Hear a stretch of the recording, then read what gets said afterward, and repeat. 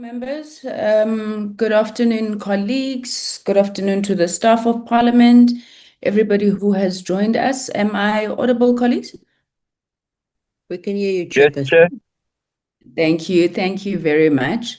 Honorable members, colleagues, let me welcome you to the ordinary meeting of the Portfolio Committee that we have called for the purposes of engagement on the Q3, Q4 reports of 2025 for a number of entities. I do want to say that this is also the last Portfolio Committee meeting that we're having for this term. Until we come back after constituency recess on the 4th of August, if I'm not mistaken. I do want to say that this has been a very difficult term for us to manage, colleagues, largely because of a lot of changes that we've had on the parliamentary program. But I think that there's also still space for improvement in the management of issues as they arise, especially urgent issues as they arise from the entities. We've had to either postpone or cancel a number of meetings due to entities not being ready with one thing or the other. And it is my fervent hope that going into the third quarter, we are not going to be having any of those challenges. We are sitting with a draft of the third quarter program, which we hope to share with you as early as next week, so that both the departments and the entities, as well as members, are appraised well in time of what some of those expectations would be going into the new term. So the agenda is on the screen. Maybe before I take the agenda, can I check if we have any apologies for this meeting? Good afternoon, Chairperson. We received an apology from the DG, but I note that she is online. The Minister has indicated that the Minister is online, but would like to leave by 3. Thank you so much, Chair. Thank you very much. All members are accounted for? There's been no apologies, but we have a quorum to proceed. Thank you, Chair. Thank you very much. Okay, Honourable Minister, you are welcomed and your apology is noted. Colleagues, the agenda is as follows: the adoption of the minutes of the 9th of June 2026. Then we have a briefing by the SABC, BBI, SITA and Sentech on their third and fourth quarter reports. The meeting has been scheduled for 2 hours. I have no idea why it would be scheduled for 2 hours, given that the meetings are usually at least from 9 to 1. If my maths stands, it's about 4 hours. But we will attempt to go through this as quickly as possible. Each of the entities will be given 20 minutes to present, which takes us to 2020. That's about 80 minutes in total for the presentations, and then engagement thereafter. And then the final item on the agenda is then the adoption of the visit to the Cape Town studios with Netflix. May I have a mover for the adoption of the agenda, colleagues? I do move, Honourable Chair. Thank you. Thank you very much, Honourable Ngobese. Honourable Bodlani. Second. Thank you, Honourable Honourable Bodlani. Thank you so much, Chair, for your indulgence. I did raise the issue about the 2 hours allocated to this agenda. Are we going to make the decision now in terms of what we're going to cover, or are we going to leave it as is, Chair? Thank you. Thank you, Honourable Bodlani. I suppose as part of the adoption of the agenda, there are 2 issues to consider here. Either the extension of time, because even allocating 20 minutes, you can tell that at the end of that 20 minutes, we will have only 20 minutes left for discussions, which is highly improbable. And then we would still have another item afterwards. My suggestion is that we at least extend the time allocated, if members are available, to 1700 hours, which is adding another hour, in which case then I think we should be able to get through the business of the day. Would that be acceptable, Honourable Bodlani, honourable members?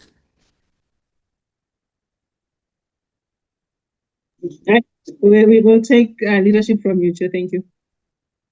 Thank you very much. So with the Honorable Singh, you have your hand up. Good afternoon, Chair, and good afternoon to all on the platform. Chair, unfortunately, I have a commitment that I can't get out of. If we go beyond 5 o'clock, I have to log on to another meeting at 5. So I will remain on until 5. Thank you. Thank you very much, Honorable Singh. The agenda is then adopted. Can we quickly just go through the minutes of the 9th of June, Hajira?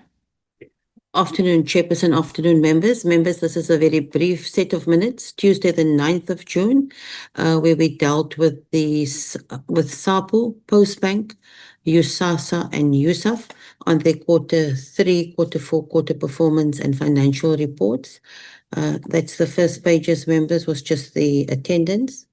Second page, attendance. Third page was the opening and welcome. Second item was the adoption of minutes. Third item was the opening remarks by the minister. And then just to inform members that we dealt with the briefing by USASA, SAPO, and Postbank, and that a report will be drafted, which we are currently busy doing. Thank you, Chairperson. Thank you very much, Hajira. Members, those are the minutes from the 9th of June. May I have a person who was present in the meeting, honorable member that was present in the meeting, to move for the adoption of the minutes? Honorable Subrathi? Honorable Chairperson, I move for the adoption of the minutes. Thank you. Thank you very much. Do we have any additions, amendments, or a seconder for the movement for the adoption of the minutes? I do, Chair. Thank you very much, Honorable Ngovese. So with that item then being dispensed of, sorry, I'm busy talking to myself here. Thank you. So the minutes are thus duly adopted. Let's move to the substantive matters on today's agenda then, being the presentation from the SABC, BBI, SITA and Sentech. I do believe that members of the brand new SITA board may be present in the meeting, in which case I'm sure they will be introduced to us by the minister. But we do welcome you, and we are truly thrilled to finally have a board at SITA, and we look forward to engagement with you moving along. Honorable Minister, would you like to introduce the reports before we go into the entities? Thanks very much, Chair, and good afternoon to you and the honourable members on the platform. Chair, I think the substantive matters will emerge through the board. I'll just speak generally about the trends that we are seeing in terms of the performance from both quarter 3 and quarter 4. It's a mixed bag of performance across the entities with, entities such as Sentech and the SABC and BBI showing improvement in terms of achievement of performance targets. But there is a common thread around the area of concern, which is the financial sustainability of many of our entities. And this will emerge clearly when we start going through the presentations. And just to indicate, the entities that are joining us today have representation from their boards. And to just lead with you, given that this would be their first interaction with Parliament since their appointment, the SITA board will be represented by Professor Stella Vuma, who's on the call. The SABC is represented by the Deputy Chairperson, Ms. Nombo Yusupachi. BBI is represented by the CEO, and I understand the Chairperson is also on the call. Sentech will be represented by Mr. Tebogo Leshope, who's the CEO, and he will just confirm for me. I didn't get confirmation of who from the board whether it's the chair or the deputy chair that is going to be part of the engagement today.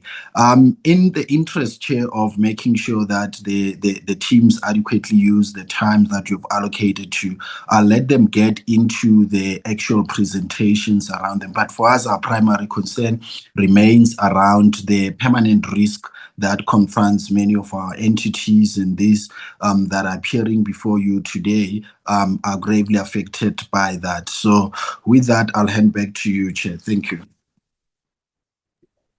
Thank you very much, Minister.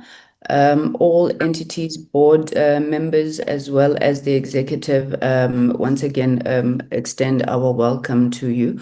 Can I then ask that the Deputy Chair of the SABC gets us going? Ms. Baiki, over to you and team.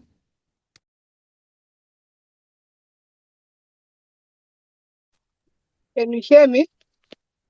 Yes, ma'am, we can hear you.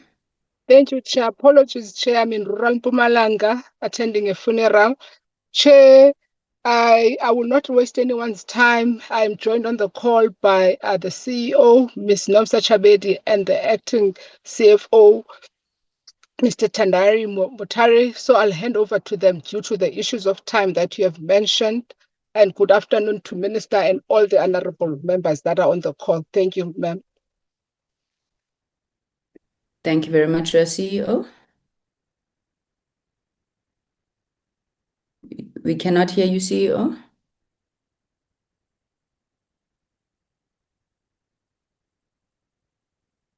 You did so well bringing us Bafana Bafana. Now technology, Dololo.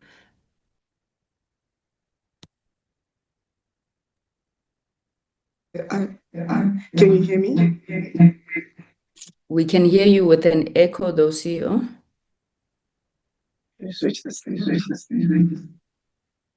Okay. Yeah.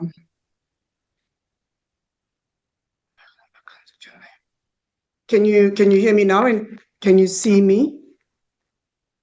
Yes, we can. Oh, we did. Yes. Thank you. Person, can you hear me and can you see me? Yes, ma'am. We can hear you and we can see you. It's me.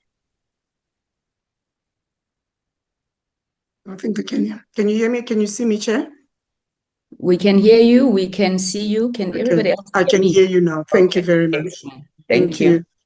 Thanks for your indulgence, Chair. Good afternoon to you, Chairperson, and the honorable members, to the Honorable Minister, Chair, Deputy Chair of the SABC, and all the other CEOs and chairpersons of entities. Thank you very much for this opportunity to present the SABC's Q3 and Q4 performance for FY26. I am going to share on my side.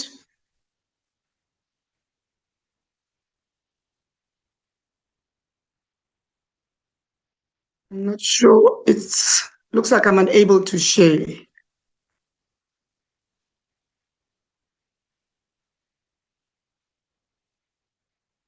I'll try to share for you. Yeah. It says host disabled participants screen sharing. So I don't have sharing rights. You can proceed, ma'am. Thank you. Let me try again. There we go.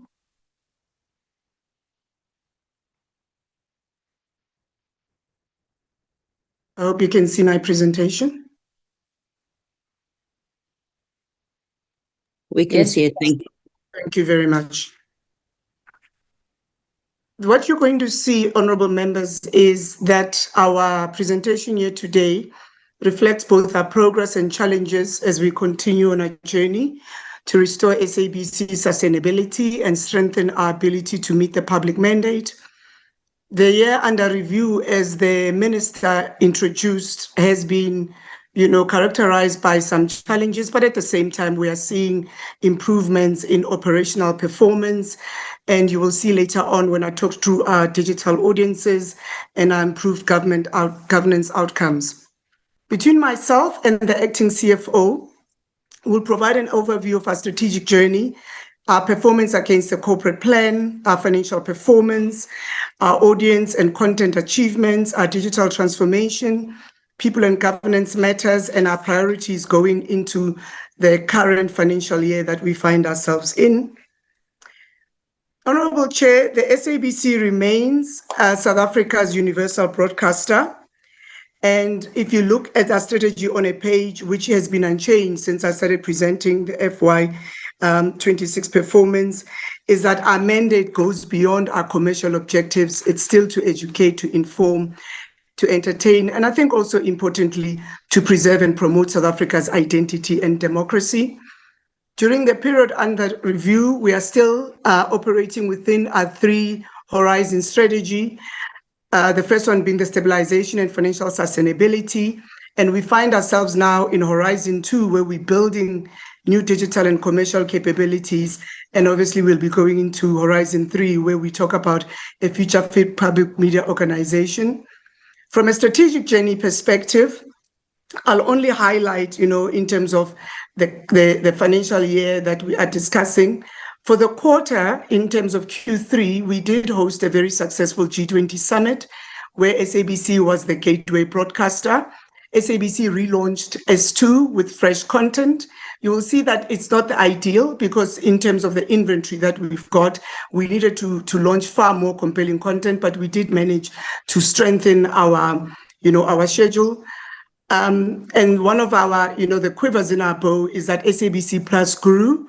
And we basically surpassed our target. We grew to 2.1 million registered users. We increased our sports rights acquisitions. And during that period, we did then acquire the World Cup that we are all enjoying. And congratulations and good luck to Bafana. And we reduced our losses substantially, and the CFO will talk through it. I'm not going to go through 27 because I do cover it to a certain extent during my presentation. I think what's important for us is that we're still very clear in terms of our key metrics. And this is the year, 27, but I'll go to it later. It's just that because of the timing, I need to watch the time. During the quarters under review, and now talking specifically to Q3, but it also throws forward to Q4, is that this is a time when we saw strong digital audience growth. I spoke about the successful hosting of the G20 broadcast. We saw improved leadership stability, where we actually recruited and stabilized our executives bench. And we saw strong rights acquisition. And what's important about the sporting rights is that we meet the requirement of broadcasting sports of national interest, but also they are very important in playing a role from a commercial perspective, because we find that they bring solid audiences that then we are able to take to market and sell from a commercial perspective. Our challenges still remain financial sustainability, and we still are experiencing underinvestment in compelling content, which speaks to the first one, because we do need improved liquidity to be able to acquire new content. And as we know that we are in the content business, and so you've seen our competitors, particularly from an OTT perspective, strengthening their content output, thereby driving audiences. We are still, behind when it comes to infrastructure funding, and this is really our greatest weakness, because in order for us to make SABC future fit, we need to fund, digital transformation, which is very critical, and that digital monetization is still behind, but we continue to strengthen that to ensure that we are able to realize a return on the investment. Our top 10 strategic programs. It's something that the committee knows very well about in terms of strengthening our commercial sustainability. I spoke already about the infrastructure, and it's about modernizing it all the way to ensuring that we develop future talent, because we can't be talking about digital transformation and we don't have the talent that's required to ensure that, we champion performance and we deliver the very critical public mandate. Now, going into the actual performance of Q3, we showed continued operational stabilization, and we achieved and exceeded targets in some of our key metrics. And I think what's important, if you look at the Q3 targets achieved from performance against our corporate plan, we set at 81%. year to date was at 76%. So if you look at just the growth from FY25 to FY26, it was a massive improvement operationally, moving from 59% attainment to 81%, which we saw at the close of Q3. And looking at it in terms of our EBITDA and our financial sustainability performance, Q3 was very strong for us, and it was also driven by advertising and just the financial and austerity management that we managed to execute. And the ACFO will talk through it. I just don't want to be repetitive from this part. And he will talk through it, where we saw a very strong Q3 despite the weakness and the softening of the market. And going into, in terms of our content and audiences, SABC One Chair remains one of the country's most watched channels, with Uzalo, Generations, and you know, Skeem Sam being the top 3 most watched nationally. So that's a very important one for us, because it assists in retaining audiences and ensuring that we are able then to go to market and monetize the audiences.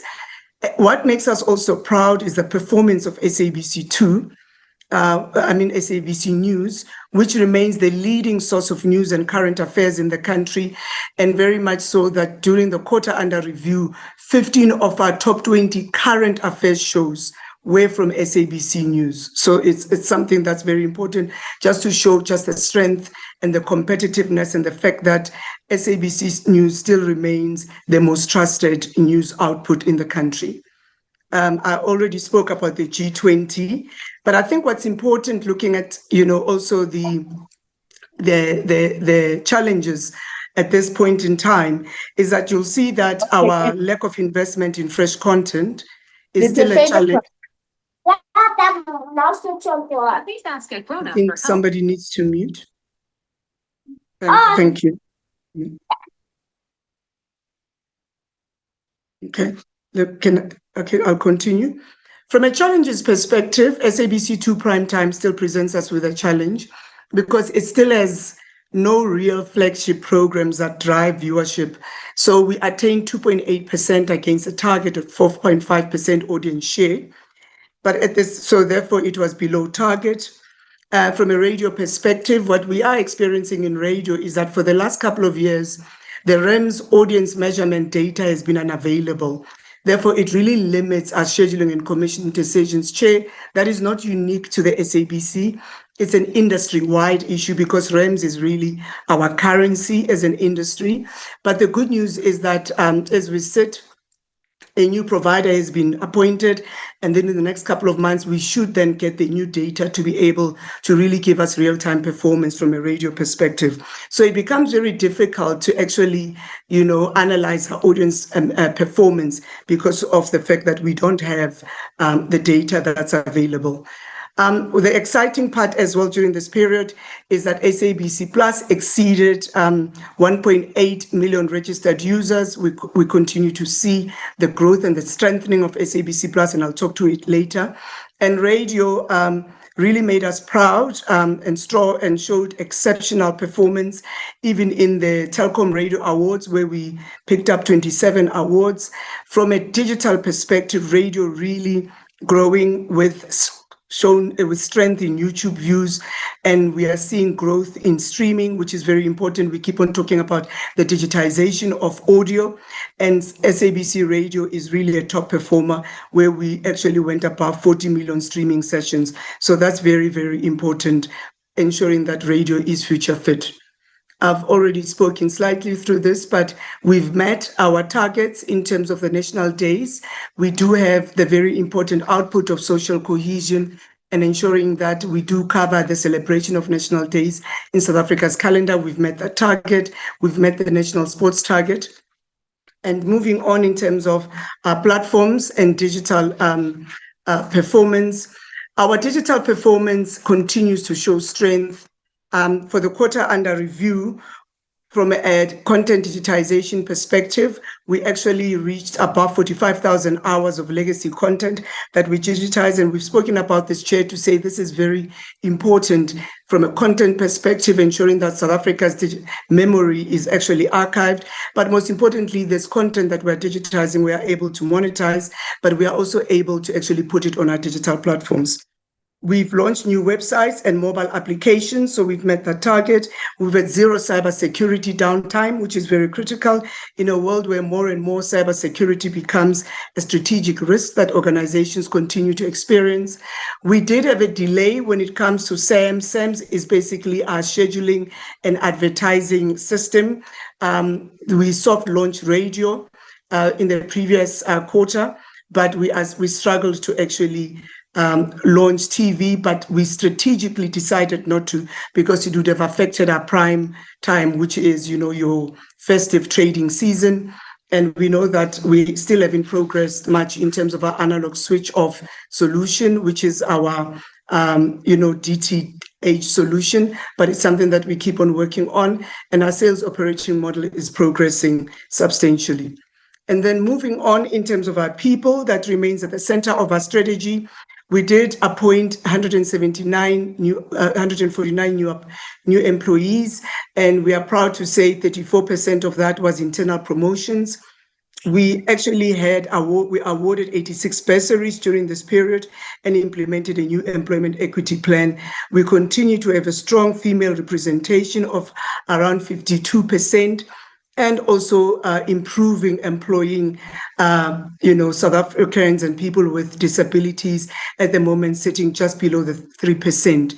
So this is very important for us. From a challenge perspective, executive vacancy rate is still something that is we're watching. But, when we ended Q4, we managed to appoint the GE News, which was a very important appointment, but I'll talk through it very quickly under Q4. But this is where we sat. From a governance perspective, Chair, sound governance is very important and remains a major strength for SABC.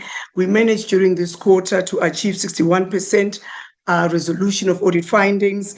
We had 0 BCCSA complaints, in terms of the complaints that were issued against us.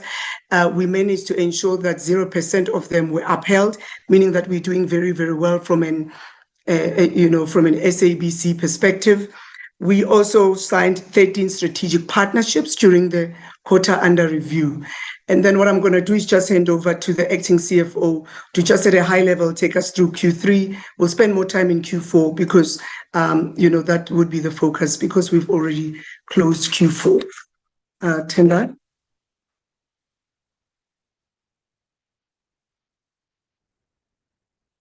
Good afternoon, Chairperson and honorable members.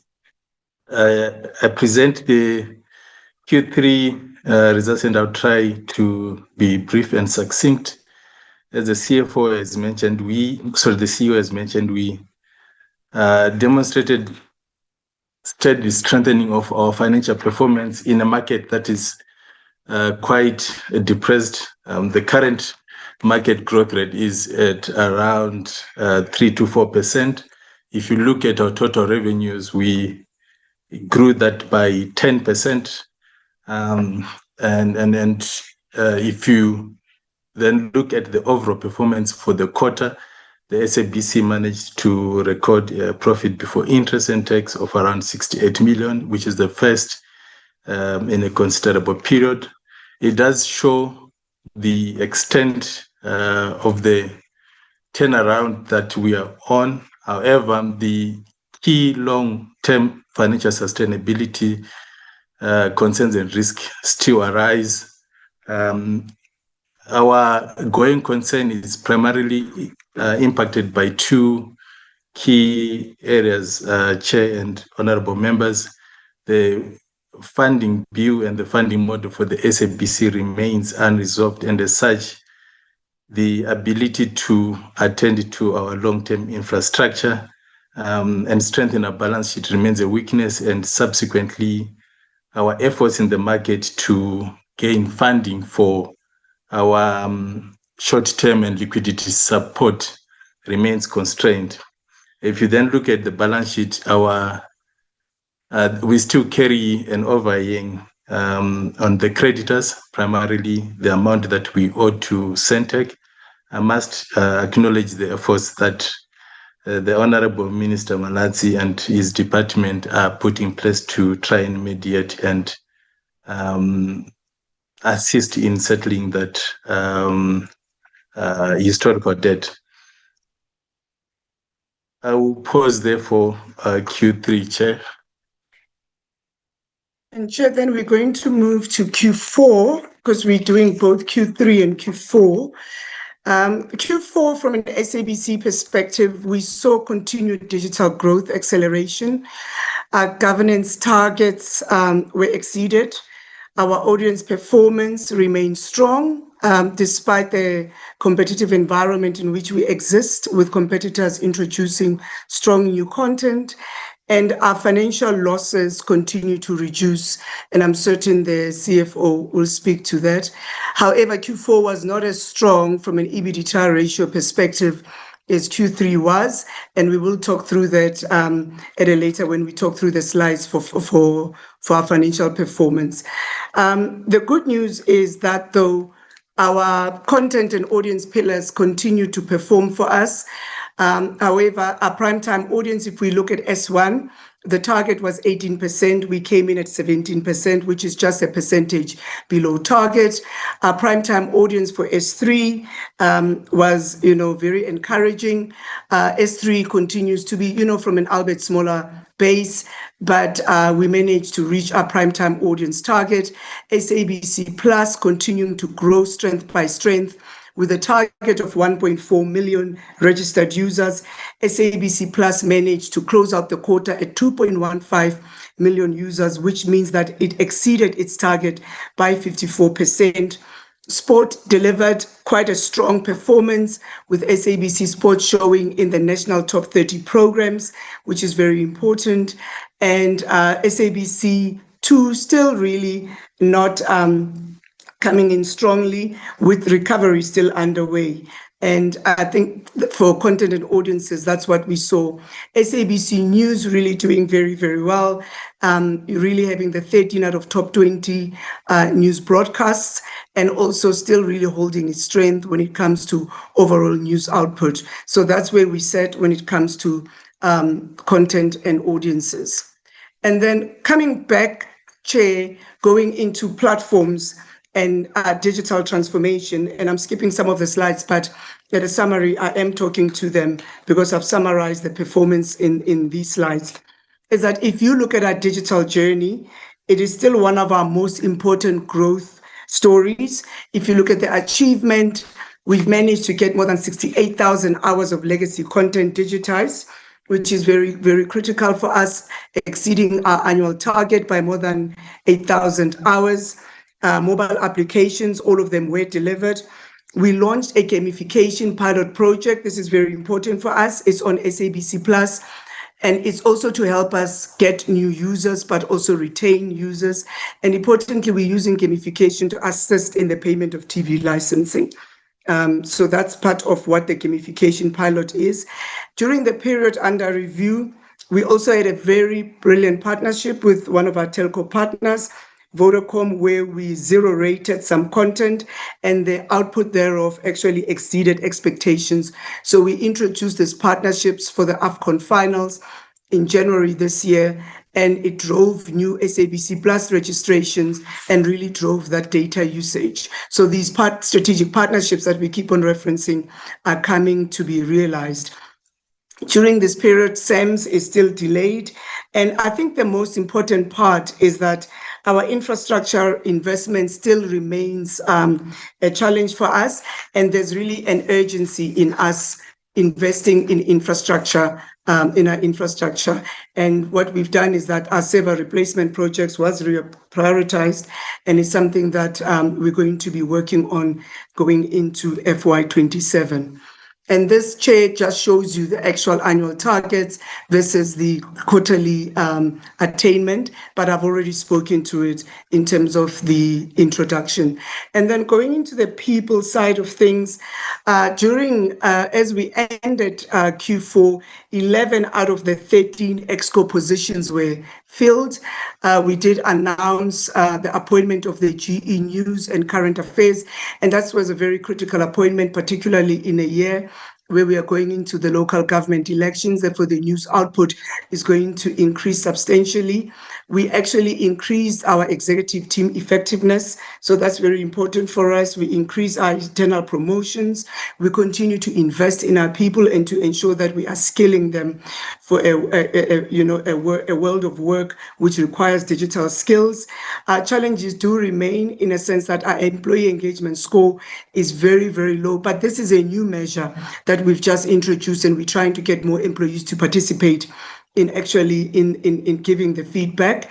And in terms of the labor disputes, still continue, but they are being addressed, and we are seeing improved relationships with labor.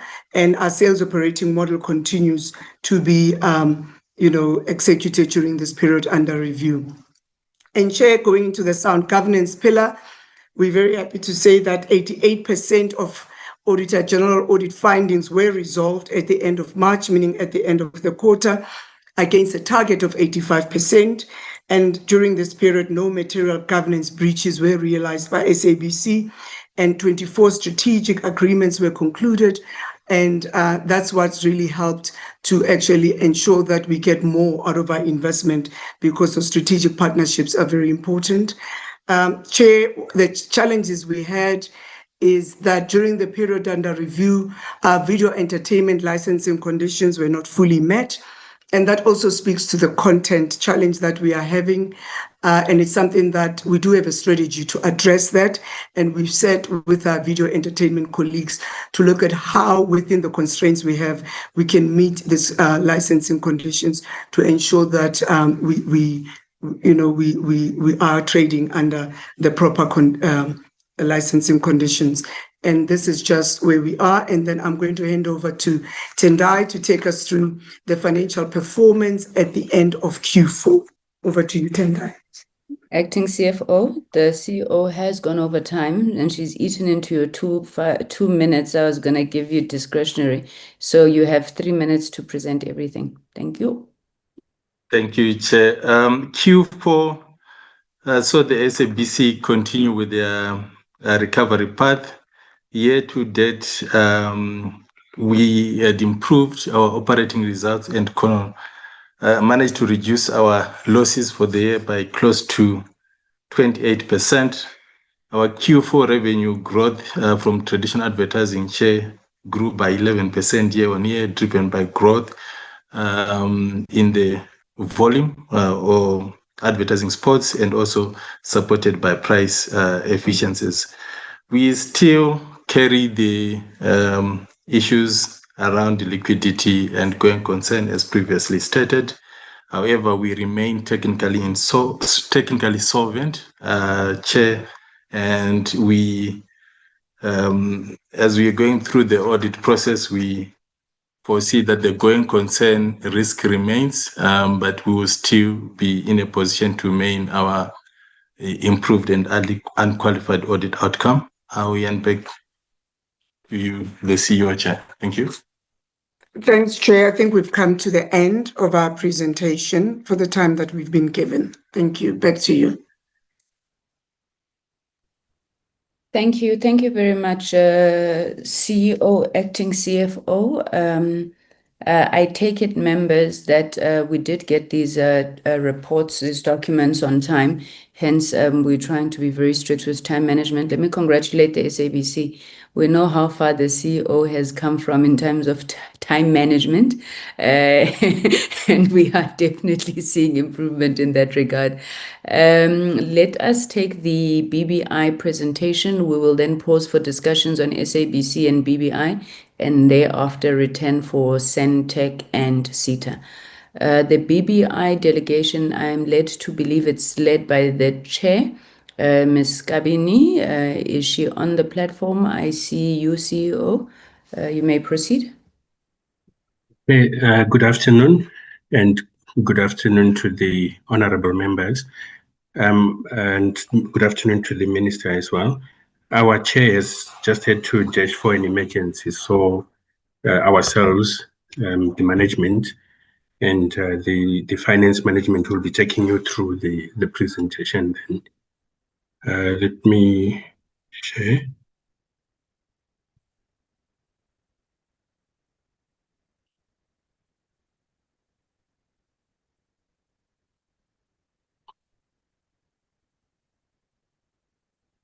Okay.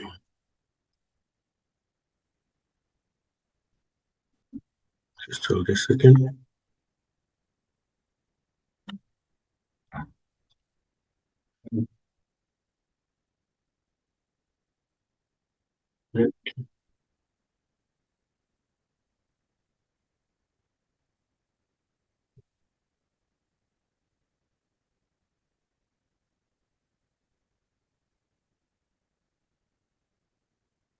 I'm going to put it into presentation mode.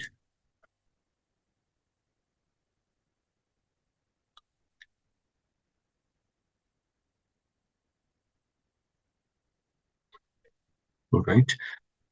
Chair, please confirm if you can see my presentation, then I'll proceed. We can see it. You may proceed. All right, thank you. Our Q3 and Q4 reports will be presented simultaneously, so we'll be posting all the information in parallel with each other. And I will start with the summary performance. Let me just move this to the other side. All right. So for Q3 on the performance result, we managed to achieve 12 out of the 18 targets, which translated to about 67% of the performance. And we had 6 targets not achieved. Some mostly related to financial sustainability and also SA Connect due to the pause at that particular time. Chair, I must just add that we have done 1 or 2 minor changes in terms of the presentation. The material information has not changed. This is just to make it smoother in terms of chopping and changing so that we don't have too many people coming in and going in terms of that. So this is the Q3, and what you see in the column there, which is Q3 2025-26, the red are those targets that we did not meet. And then next column, Q4, shows that we actually met 16. There was an improvement. We met 16 out of the 18 targets, which then translated to about 89%. We did not meet the debtors days and the SMME days paid, primarily because of our cash flow problem that we will still talk about later on. So at a glance, this is then the performance of BBI for Q3 and Q4. If I go to the next part, I have spoken a little bit, Chair, about the financial cash flow problem that we have, and we have instituted a turnaround strategy to improve the performance. We've previously presented on this, so I'll just summarize some of the things that we are looking at, of which at a later stage we may be in a position to share the actual performance in terms of each of the pillars that we have recognized or identified for us to be able to improve the cash flow of the organization and the revenue. So our first pillar is on financial stability, where we are looking at stabilizing the cash flow, renegotiating contracts, and looking at our entire network and looking at what we have that needs to be terminated, that is inactive, that we are not using, as well as assistance with recapitalization, which we have submitted to our shareholders, and hopefully it will be working through the system. And then we're looking at revenue generation, where we want to commercialize our network and introduce new products and services, including looking at restoring old sites for the projects that we have executed for SA Connect Phase 1, 2, and for USASA. And then we are hell-bent on cost savings across the board, whether from a network perspective, human resources perspective, and everything else related to running the organization. And we're going to be doing that in a very responsible manner, but in a very focused way. And then we're looking at the debt that we are owed and pursuing that and following through in some cases, if necessary, issuing summons and following through. That's one of the things we are focusing quite a lot on, as well as from a human resources productivity perspective, to match our skills to existing and essential competencies, and also to make sure that we don't hire on a long-term basis at a time that we are critically short of cash flow. So those are the pillars that we are looking at in order to try and turn around the organization, Chair. If we go to finance, I will request my colleague from finance, Mr. Napo Chomokwane, to take us through the finance, and then I'll continue with the rest, Chair. Napo, are you ready? Yes, I am, CE. All right, you must just tell me if you want me to move. Yes, you can move to the next page. Thank you. Thank you, Chair and honorable members. So I'll start off with our revenue for the quarters, for the quarter 3 and quarter 4. So looking on a year-on-year basis, our revenue fell by 84 million year to date, and this is just mainly due to contracts which have expired, as well as the deferred revenue release for both SA Connect and USASA. The Broadband Access Fund, which we had in the previous year, and projects like the USASA Phase 3 NRC, which were invoiced in the prior year. So comparing the year-to-date revenue with the budget, in year to date, we were sitting at 502 million and 31 million below budget. And in quarter 4, we were looking at 290 million, which is 115 million rand above the budget. This is just mainly due to the fact that in quarter 3 and quarter 4, our national revenue is 194 million below budget, mainly because of cancellation and the delays in implementation of the commercialization model. With SA Connect Phase 1, we were 14 million rand below the budget. This is mainly due to the non-performing sites and delays in connecting the 713 sites for the SA Connect Phase 1 project. However, we are busy with the resuscitation of those sites, and the back billing for additional sites was done and paid in March. There was also USASA, which was 37 million rand below the budget, and this is just mainly due to inactive sites. You can move to the next page, CE.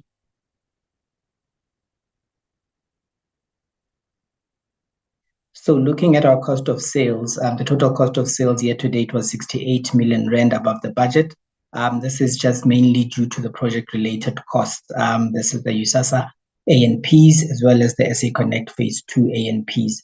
This above budget was negated by below budget spending on fiber maintenance as well as fiber lease costs and co-location. The reasons for that are, in most cases, just when we're looking at the fiber lease and co-location, it's just delays in proposed OPGW for Eskom, as well as delays in leases for new sites. On the fiber maintenance, it was just mainly due to the credits that we got from the works on the quarter 1 invoice. On our operating expenses, we were 35 million rand below the budget. This is made up of employee expenses, which was 21 million rand below budget due to the budget had taken into consideration a provision for the bonus, which was in Feb. There was also legal costs which were below budget, and this is just mainly due to the ad hoc nature of these costs. This also applies to repairs and maintenance marketing. This together with the cost containment measures that the company is undertaking then resulted in us falling below budgeted expenditure for Q3 and Q4. You can move to the next page, CE. And then looking at our balance sheet, our non-current assets are sitting above the budget, and this is just mainly due to the delays in capitalization of projects. The budget had assumed that projects would be completed, and then we would have started with the capitalization and then gradually depreciating the assets. On the total liabilities, majority is sitting with the trade and other payables as well as deferred revenue, which is over budget because of the current cash flow constraints that we are experiencing, which then result in delays in payment of service providers. We can move to the final page, CE. Thank you. Just looking at the irregular expenditure register, this hasn't changed from what was reported in quarter 1 and quarter 2. Just notably, that the regular expenditure which was identified last year, we're currently going through seeking a legal opinion to make sure that we resolve that. And in parallel, we are also taking that through the Loss Control Committee to get it controlled. The other irregular expenditure incurred amounting to 96 million rand, which was identified in the 2025 financial year. This has been condoned in the current year. This based on the advice from the National Treasury. That brings me to the end of the finance report. Thank you. Okay. Thank you, Napo. I'll proceed, Chair, with the rest of the presentation. So from an employment equity representation, we've got a populated table there, which shows how many males, females, foreign nationals, subtotals, and our gender profile at this stage is sitting at 35% female and 65% male. We try to deliberately correct that profile, but with the hiring moratorium that we have at the moment, sometimes it becomes a little bit difficult, but we have made some inroads. You will see maybe in the next quarter that we have an interim CFO who would have joined us, and she's a female. And so we continue to make inroads in terms of that. From a grand total perspective, if you look at the second from the bottom row, that shows grand total, we've got 124 employees out of a total of 155 head count that is approved or allowable. And the reason why we are sitting low is because of trying to manage our costs and trying to also empower people internally in the organization so that they can take opportunities to act in other capacities and so on, while at the same time not increasing the salary bill. Then we were requested also to support gender-based violence centers, and we are happy that we have provided connectivity to Maskatelelani NPO, the hotspot. We've got the details there, and there are 9 others that we have provided connectivity to under different projects, and we will be reporting about those in the next report. And then from a targeted procurement perspective, we met almost all the targets except on the QSE, qualifying small enterprises, as well as on a generic, especially in quarter 3, where we were quite low. We ramped up quite a bit in quarter 4 to get to about 13.78%, as well as 13.43%, which is just short for the QSE, just slightly short of the 15% target. And then on compliance and risk, of the internal audit findings, 81% have been resolved and 19% are still in progress. We have given examples of the ones that are still in progress pertaining to assets and long outstanding payments and policies, and all these we expect to have been closed by the following financial quarter. And then on the external audit findings, to date we have closed 13 out of the 20, which translates to 65%. In our discussions earlier on in the organization, we believe that we'll be reaching more than 80% in the next month or 2, and closing off before the end of the AGM, closing off on all the audit findings so that all 20 of them will be closed. But at this stage, at the time of reporting, we had 65% closure of the external audit findings. We are actively implementing all the remediation plans to address the outstanding external audits. They relate to property, plant and equipment, completeness, disclosure requirements, and maybe some reports and policies that need to be updated. And this is why we can say that we expect in the next couple of months to have closed majority of the 7 outstanding external audit findings. On the last slide, Chair, the strategic risks that we've identified are the ones that you see here. There's 8 of them. The critical ones, which I'll just highlight, are the ones in red, which show a level 1. The rest of the either orange or yellow, we are managing them, and we believe we should have them under control. So the first one, which is number 2, where we're talking about insufficient capital investment to drive strategic projects, it talks to the capitalization that we spoke about and the submission that we have made, and the assistance that we are seeking from both shareholders in order for BBI to be assisted to turn around. And then the second one, which is on number 4, which talks about increased intra-government competition in spite of the provisions of the BBI Act. Here we are talking about Eskom and Transnet and the fact that they play in the same field as ourselves, who are their key clients. So we are competing with our supplier, and sometimes it becomes extremely difficult to beat your supplier if they're playing in the same field. We have discussed about this, and there are some interventions taking place led by the minister and the department, and we hope to have a resolution quite soon. Then the last one that I'm highlighting is a possible failure to continue as a going concern, which we are rigorously managing, and we think we will escape that due to the extra efforts that we are putting in marketing and sales and getting new products and services, as well as getting new projects from our clients. But we have to put it down as a risk due to our cash flow problem at this stage. And I think we'll stop there, Chair. That is the end of our presentation. Thank you. Thank you. Thank you very much, CEO, CFO, for that succinct presentation. I think without wasting any time, let's go straight into the deliberations on these reports.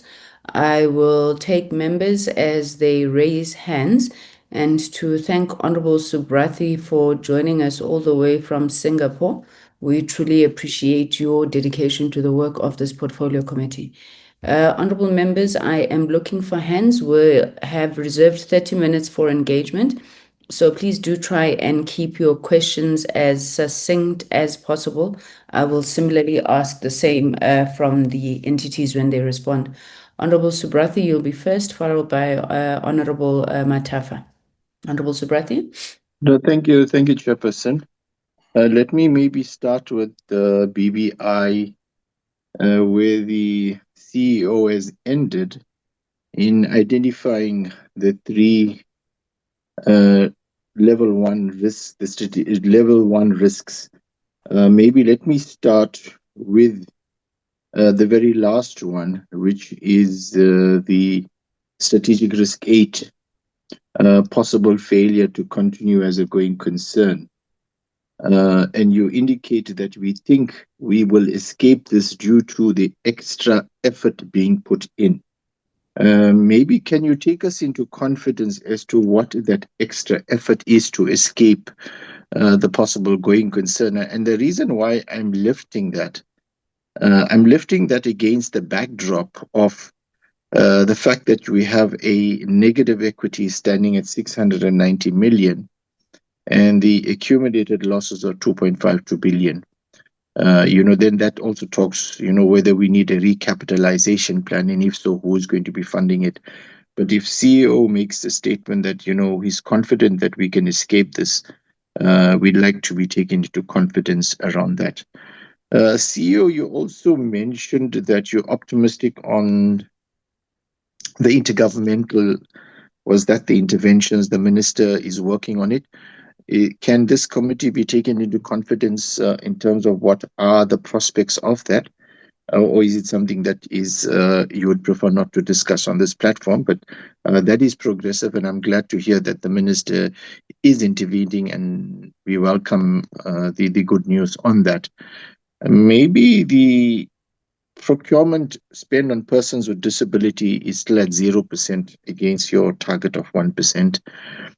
Maybe what is your supplier development plan with regards to meeting that target, and by when would you anticipate to reach that target?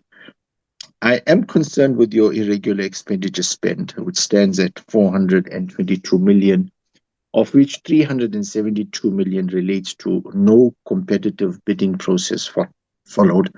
Maybe around that, how many officials are involved in this? Are they facing disciplinary actions for these transgressions? So, Chair, those will be my questions around the BBI.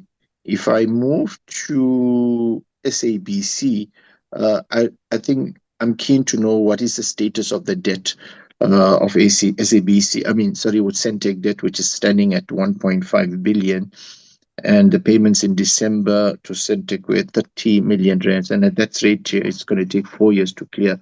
So, what is the latest in terms of the negotiated settlement timeline on that there? Chair, I am concerned about the protracted industrial action, BIMAU's industrial action, and against the backdrop of the FIFA World Cup 2026 that's currently taking place and the LGE 2026 broadcasts. The question then I would ask is, what is the contingency plans in the event of any industrial action with that matter there? I'm then also concerned around the Q4 report showing that the ICASA license conditions on video entertainment was not met. Has ICASA issued a non-compliance notice, and are there any penalties that are pending around that there? And maybe, Chair, the last one would be, is that SABC prime time was 2% against your target of 4.5%. No, why was the relaunch deferred 3 times, and on what specific date will fresh content reach the screen? Chairperson, that will be all from myself. Thank you so much. Thank you very much, Honorable Subrati. Honorable Matafa. Thank you very much, Chair. Good afternoon, Chair, and everyone on the call. Chair, I'm requesting that I show my face to confirm that it's me and request to switch off to save my bandwidth if it's fine. Thank you, Honorable Matafa. Thank you very much, Chair. Chair, let me also greet the Minister on the call and appreciate his opening remarks and the presentations as they were made. Chair, please allow me to just check for clarity, starting with the SABC on 3 areas. And the first one is on the drop that was experienced on Q4 performance from 81% to 68% on SABC 1, 2, and EBITDA, which seems to have failed annually. So the question there would be, what specifically caused the performance to deteriorate in the final quarter? Again, on Q4, there is a deviation statement by the SABC that says commercially generated revenue is being redirected to fund the public mandate. We understand that the SABC bill is still in the process of finalization, but the question would be, has the board finally or formally communicated this position to the Minister and the Treasury, and what is their response? Because our view is that this remains a blue area, a gray area, which can lead to financial distress. On year-end cash of 93.2 million, without the 317.1 million government grant, what would the year-end cash position have been? That again Chair, speaks to the financial sustainability of the entity. And on BBI, can I speak to the issue also of Q4, where the score had moved from 67 to 89%, but there are targets that have failed. I think there are 2 significant ones.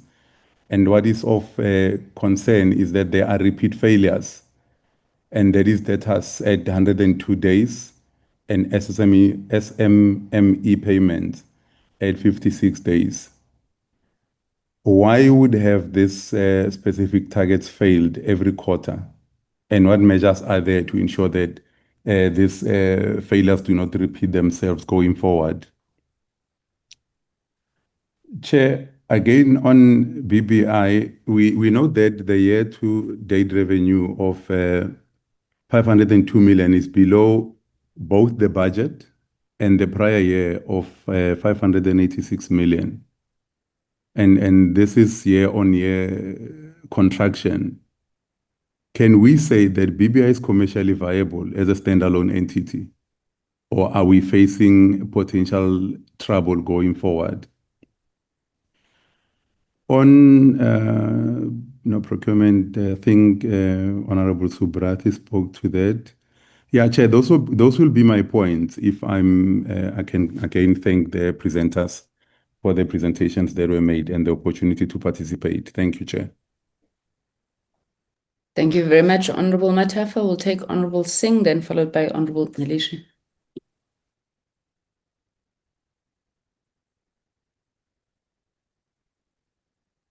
Thank you, Chairperson, and greetings to the Minister and all colleagues and officials on the platform.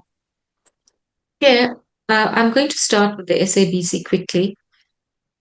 And Chair, we all look at the challenges, and there are definitely serious challenges that need to be addressed. However, personally, I think we have to take into account where this organization is compared to where it was at the start of our term. And when I look through all the reports, including the current presentations, we have got improved governance, we've got more stable executive leadership, we've got 2 consecutive unqualified audits.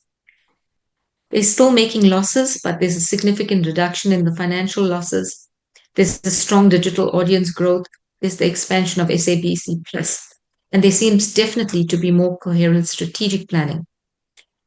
But Chair, like the Minister alluded, a lot of the challenges are arising from financial constraints. So some of the major questions that I have is firstly about the public broadcasting, the funding model. Chair, the SABC has a mandate that is statutory, and they have to have this, and they have this public mandate. And I think something has to give in terms of the funding model, because I'm not so sure that any organization that's in the shoes of the SABC can actually provide this public mandate at the level that it should be provided at just by commercial revenue.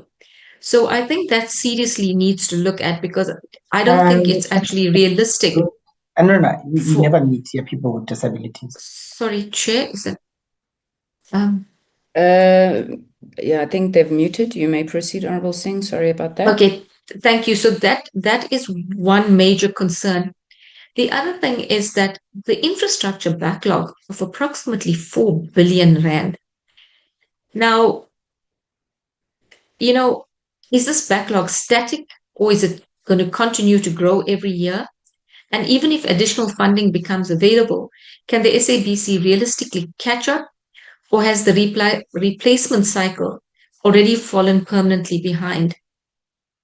So I think what I'd like to see, instead of just seeing a globular figure like that, is perhaps we need to look at which infrastructure failures present the greatest operational risks over the next few years, and then look at what kind of plans are in place to address those.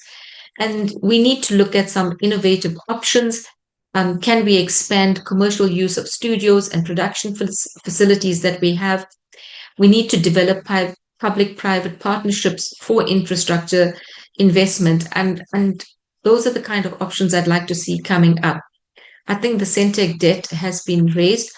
The other thing of the prime time audience share, I think SABC 2 should have been looked at sooner in terms of the turnaround plan and its underperformance. The SABC Plus, Chair, I would really like to see some more information. Like, for example, we see that it has so many subscribers, but how many of them still actually view the channel? So how many of them are active? How many of them are daily? And how much revenue does the SABC generate from this digital platform. I think, and the last thing I would just say would be the sports rights, because sport remains one of the SABC's biggest audience drivers. So how does the management determine which sports rights deliver both commercial value and public broadcasting value? And has a formal cost-benefit analysis been undertaken for major sports acquisitions?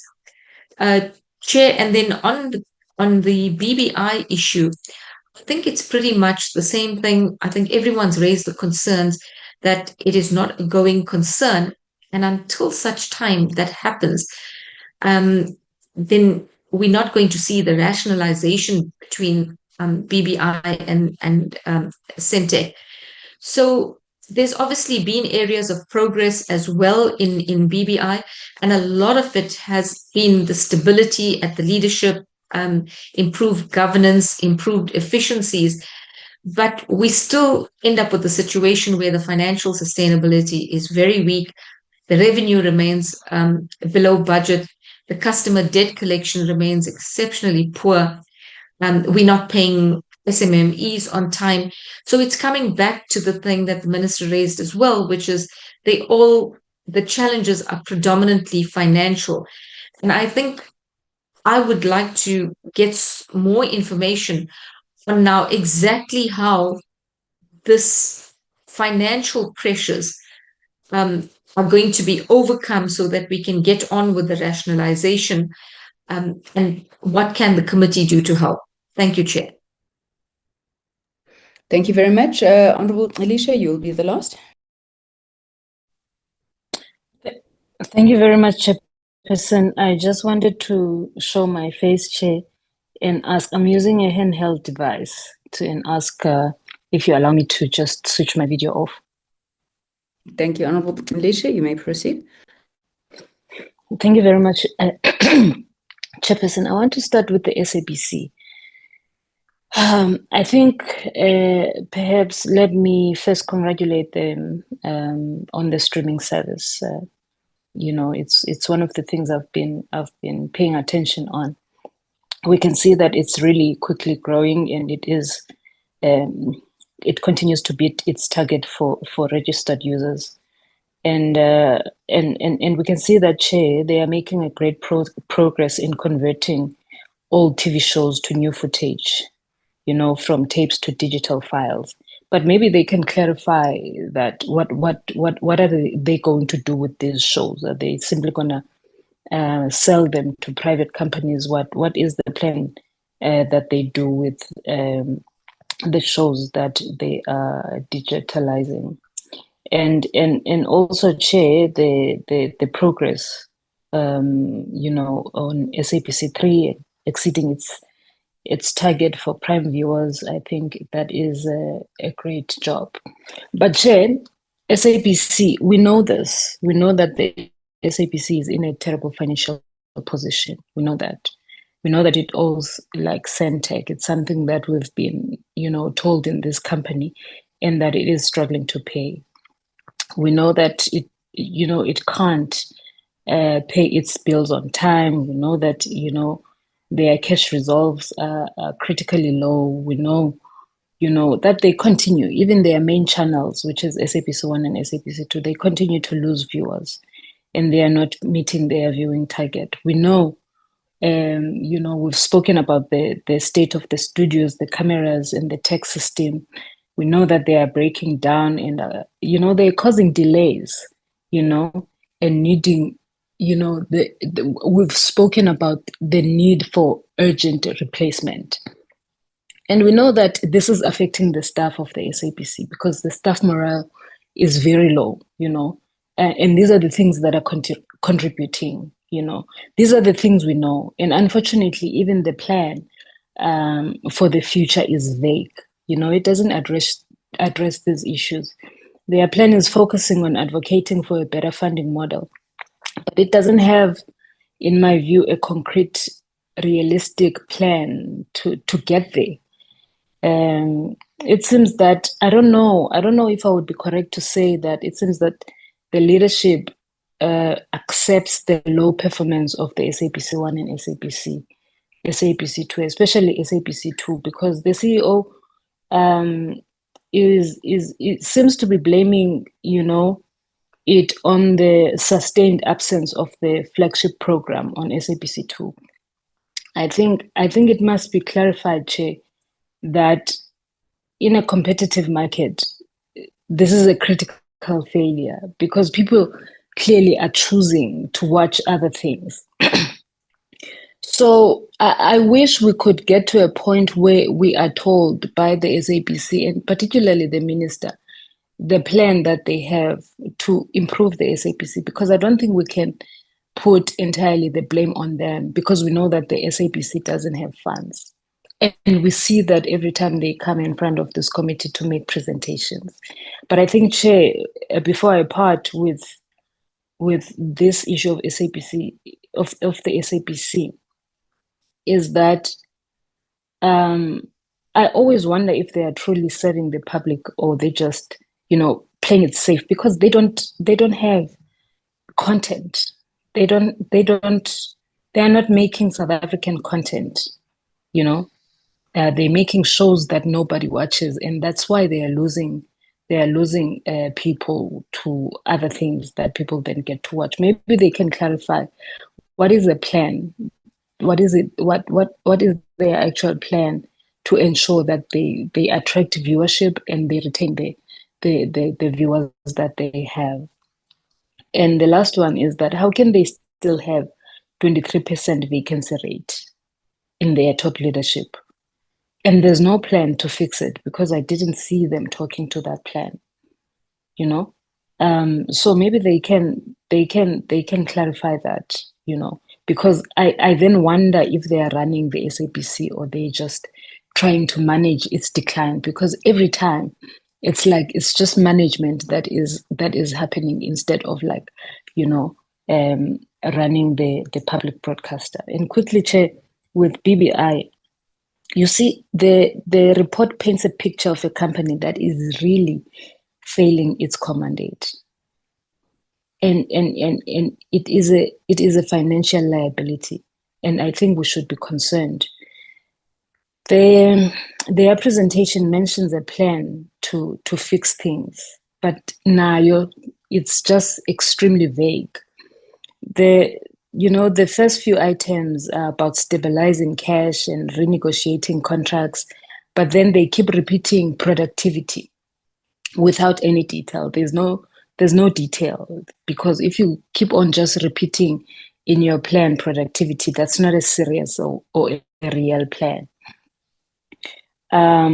So you see, Chair, in my view, is that a state company or a state entity that is owing more than it owns and losing, money, and not just like little money, hundreds of millions of rands, is a direct threat to public funds. Because I ask myself, how much more money will the government need to pour into BBI to keep it afloat?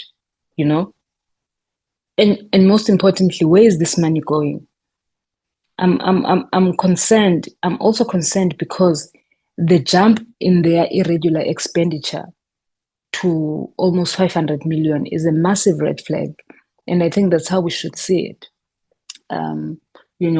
Because that contract that was awarded without a tender process should be a classic case of, potential corruption. And I think we must demand, Chair, a full transparency on that contract awarded without a tender process. Chair, BBI's job is to connect South Africa, especially in rural areas. However, they are failing that, and as a result, they are losing customers. And they are behind on the SA Connect project.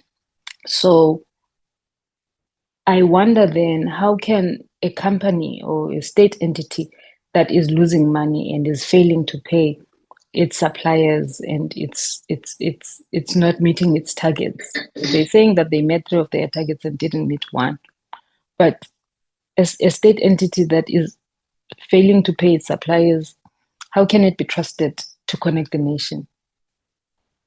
Because they always come here and then, and what we can pick up is that they cannot manage their own finances. So how can they manage, the country's digital infrastructure if they cannot manage their own, finances? I think I'll leave it at that. Thank you very much. Thank you very much, honorable members, for those questions. I just want to maybe just quickly find out, I want to join those colleagues that have congratulated the SABC for a job partly well done. It's unfortunate that government seems to be failing you on the funding model. We have tried numerous times to find out how far this thing is, and the buck keeps being passed from this one to the other one in government. And unfortunately, it's leaving our hands tied, and I think your hands tied. So whomever is representing the department today, I think I was told that the DG was here. I know the minister had to leave at 3. Can we get an update, which is hopefully more concise than that one we got on the last time on the funding model? The second issue, it's been more than a year now since the High Court, I believe it was, would have interdicted government from switching off the analog signal. This matter is raised again in the presentation from the SABC as one of the challenges or constraints that the entity is facing.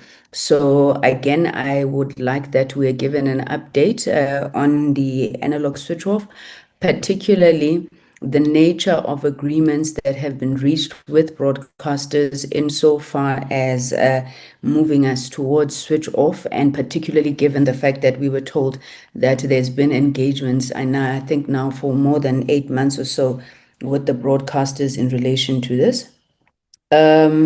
Can the SABC just expatiate on this issue of a loan facility for, I think it said studio revamps, who's AB? It says AB loan facility, and how far is the work being done on that revamp, and just the conditions of the loan, please.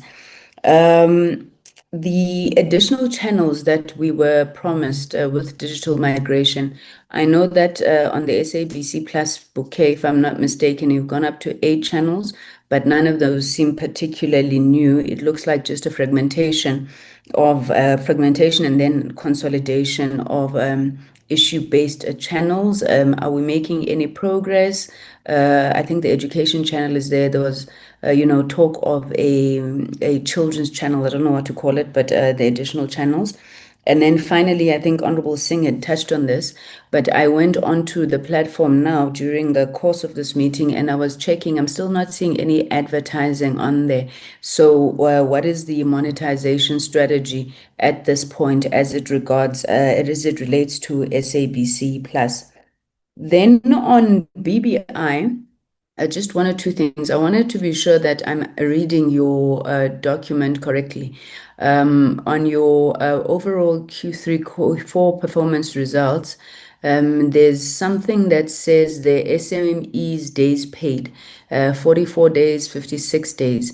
Am I correct that you're saying you're only paying SMMEs after 44 days in Q3 and 56 days in Q4?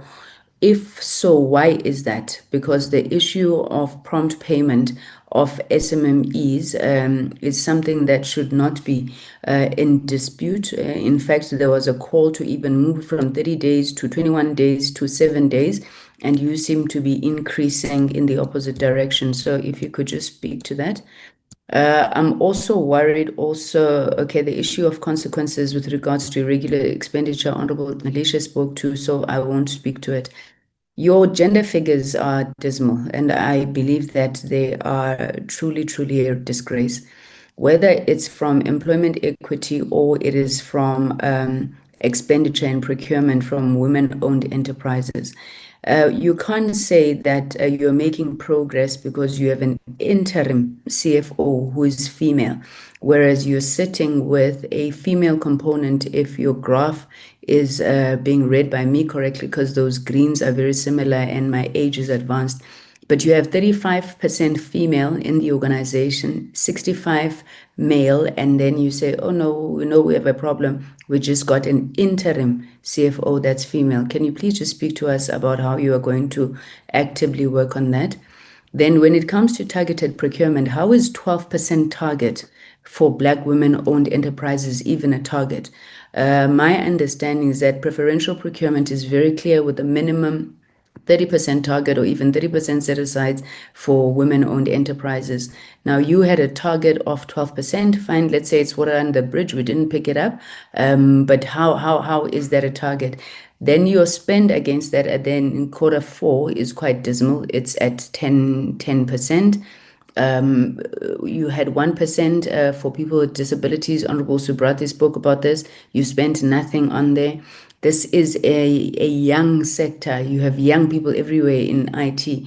You have a target of 5%, again, a dismal figure.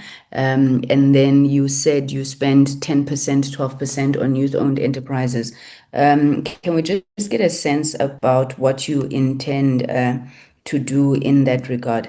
And then finally, commercialization of BBI. The members have spoken about the extent to which you seem financially unsustainable, but have you now standardized a commercial model? Because when we went to an oversight, you had different models for different areas. Do you now have a standardized model? What happened to the USASA inactive sites? And then the strategic risks that you have identified. You can't bring risks that are not moving, colleagues. What's the point of doing, a risk identification, management when there's no mitigation? They're all sitting at reds, and the others, well, I suppose level 3 is acceptable, but all the others, no change to indicate that there are interventions being made. So I will hand over to yourselves. You have until, at the very latest, it's a maximum, not a target, colleagues. You'll have until 4 o'clock to respond, but if you can do it sooner, we truly appreciate the time, because we need it back for some of the other presentations. DG, are you still in the meeting? Would you lead the team in the responses? Thank you.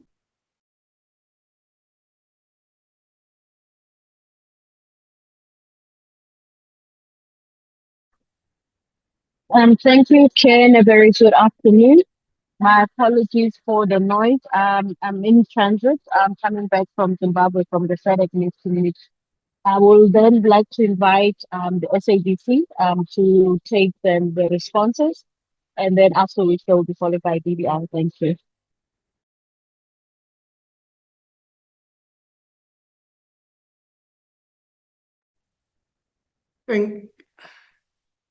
Thank you, DG. The acting CFO and I will take turns in answering the questions, just starting with Honorable Subrathi. In terms of the ICASA licensing conditions, it's something that obviously we report on a quarterly basis. We also report to ICASA. We don't have a certificate of non-compliance, and there were no penalties due to us. We are addressing it. And I think, Honorable, it generally just goes back to the funding issue and our inability to actually procure new content, to acquire new content.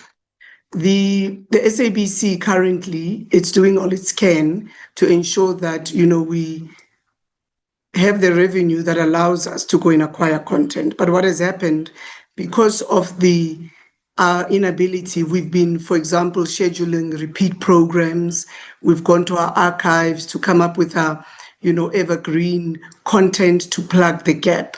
And unfortunately, because of that, there are certain requirements that we are not meeting, which takes us back to the issue why funding is so important from a public broadcaster perspective. It's because more and more we are forced to flight content that is commercially viable. So if you look at the ICASA requirements, there's language requirements, for example, whereby X amount of language needs to be in prime time. But we know that in South Africa, we do have minority languages. Now, if you're competing in prime time against competitors with strong content and your obligation is to bring in minority languages, you have to plan for a revenue challenge. So those are some of the things that we are currently dealing with, in a sense that the obligations on SABC don't exist with other broadcasters.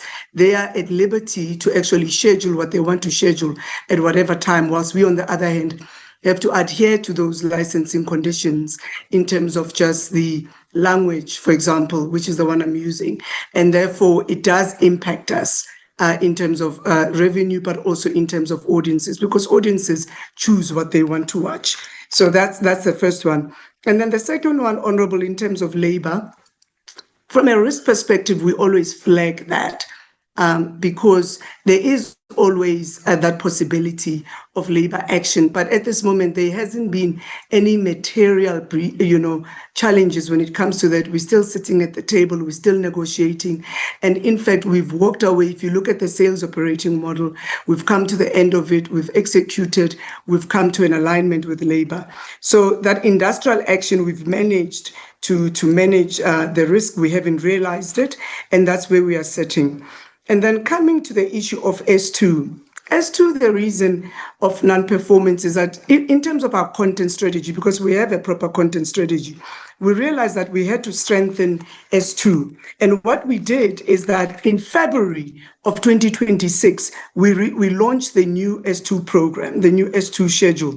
And Q4 came to an end in March. Therefore, it was too early to see the impact of the new schedule. So we did bring in new content for S2 in February with the launch of the new schedule, but it was too early for it to start showing us those green shoots at the end of Q4. So those improvements are there. The reality is that the competitor programming is still very strong, and we are competing in that manner. I'm going to ask Tendai just to talk through the EBITDA comments, and then I'll come back to pick up the other questions.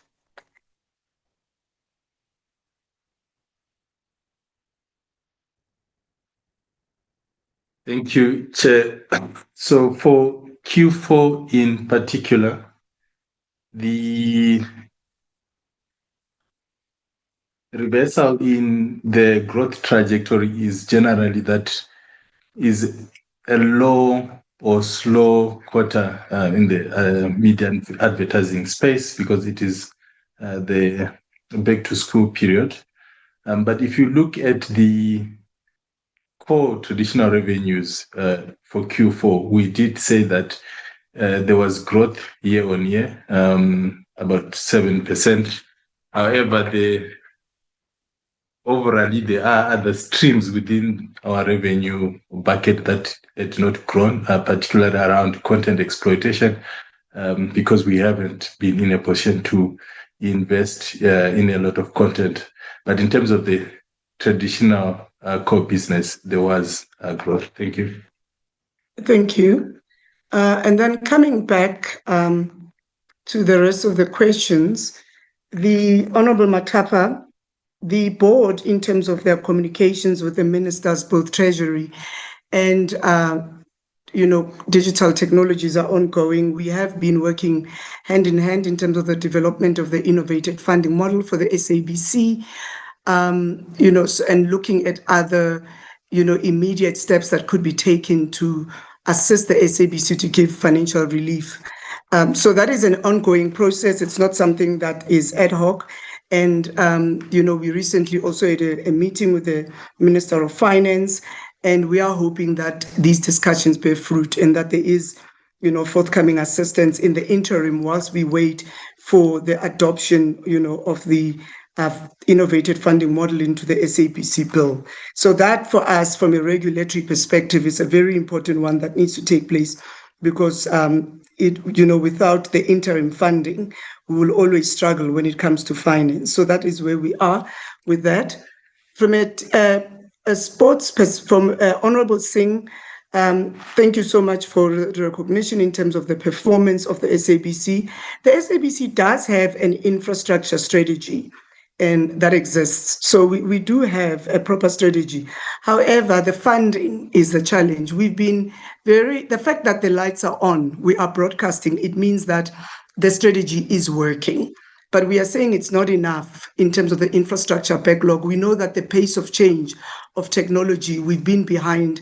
The last time, for example, we took possession of OB vans was in 2008, which was in preparation for the 2010 World Cup. So we have a lot of legacy infrastructure. We've managed literally to keep it alive, but a lot of it has reached the end of life. And therefore, for us to actually future fit, it means that we need to overhaul our infrastructure and really digitize it. We do have a strategy for that. We have been funding it. We've had projects, something that we call the triplets, etc. I talked about the scheduling software that we're bringing in. So we are funding, we are taking from our OPEX to fund our CAPEX, and that's not an ideal state.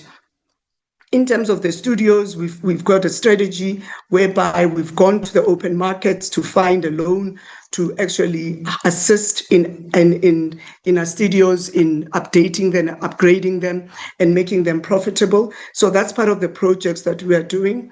And as part of our partnerships, we are looking at partnerships where we could look at PPPs to be able to actually advance our CAPEX strategy. So it does exist, we're funding it in phases, but the reality is that we are sitting with a massive backlog that really needs to be funded. And it's something that in previous discussions with yourselves in the corporate plan, in the 5-year strategy, we've spoken to it. SABC Plus, we keep on growing. We do have the data. The reality, honorable members, is that when it comes to digital, the competition is on data.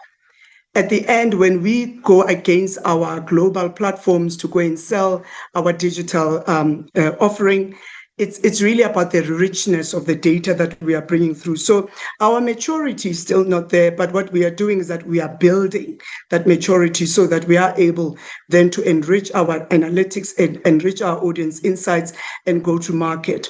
We have currently limited advertising. We do have programmatic, but we looked at our advertising growth year on year, and it's been phenomenal. And in terms of where we sit in Q1 of 2026, so it's something that we are focusing on. From a sports rights perspective, our priority is always sports of national interest, as published by ICASA. The reality is that the SABC does not have the ability to acquire all those listed sports. So there is something called listed sports that the SABC is obligated then to go and acquire. But the reality is that we acquire those rights in an open market, in a competitive market, sometimes having to sub-license it from other broadcasters. And that really, sports rights are some of the most expensive exercise when it comes to, to broadcasting. So we do have a strategy for that. We do decide in terms of our evaluations, because we look at a minimal ROI that we need to have, and that's how we decide from a funding perspective. But at the same time, there are sports that we go and we acquire, knowing very well that we don't necessarily make a profit out of it, but it's to drive the public mandate, to drive equitable representation of youth and women's sports on our platforms, and to ensure that we don't end up in a situation where we only show commercial sports, because we do have that developmental mandate. But unfortunately, like we're saying, it is funded from the commercial side. Coming then to Honorable Belisha. Honorable Belisha, the SABC does have a corporate plan. It does have a 5-year strategy that was approved by the DCDT, was presented in Parliament, and I was talking about horizons earlier to say that we are now in Horizon 2. So we do have a very solid strategy that we are implementing. If I look at just performance against our corporate plans, in FY23, we attained 32% against target. We're sitting in FY26, where it's currently unaudited, but we're sitting at around 80%.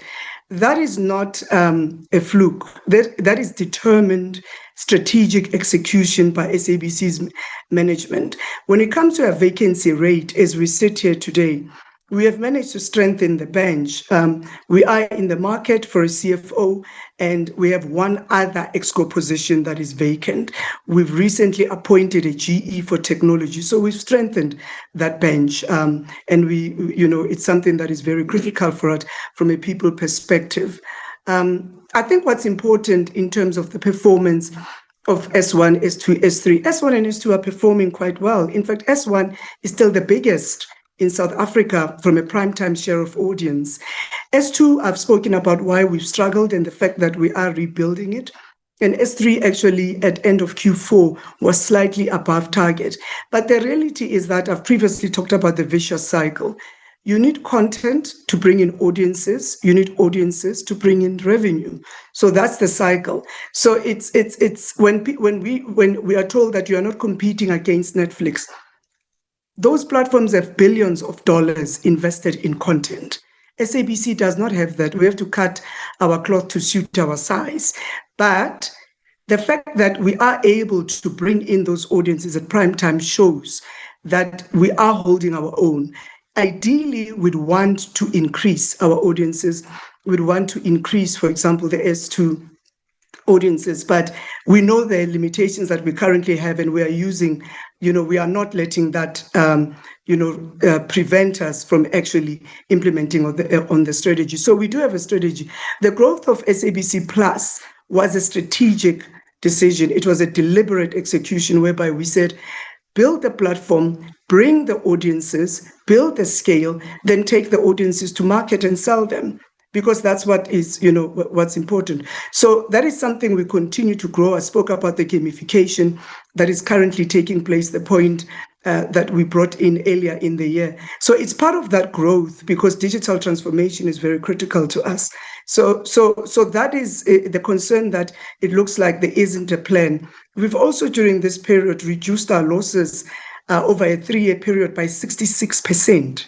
So for us, there's been a lot of green shoots, but we do acknowledge that we still sit with a lot of challenges at SABC, some of which are structural. And what we say as management and as the board is that what we have within our control, we will optimize and maximize. And what we will do is work with the department to ensure that the funding model is finalized and that the SABC is sustainable for the future. I think we have answered most of the questions. I think, Chair, you asked about the channels on SABC Plus. I think that for us is a long-term development in terms of what we were calling fast channels. They require a lot of content.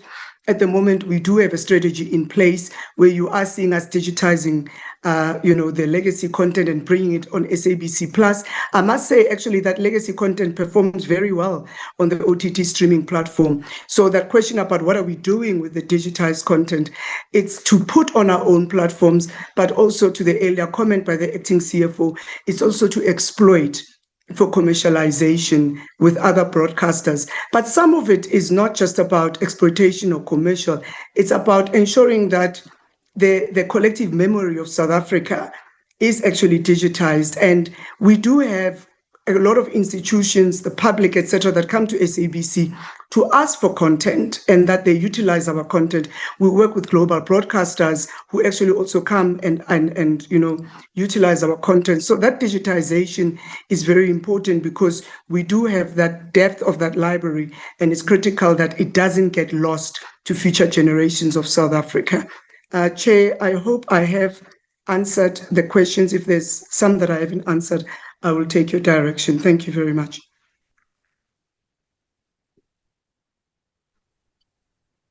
Thank you, CE.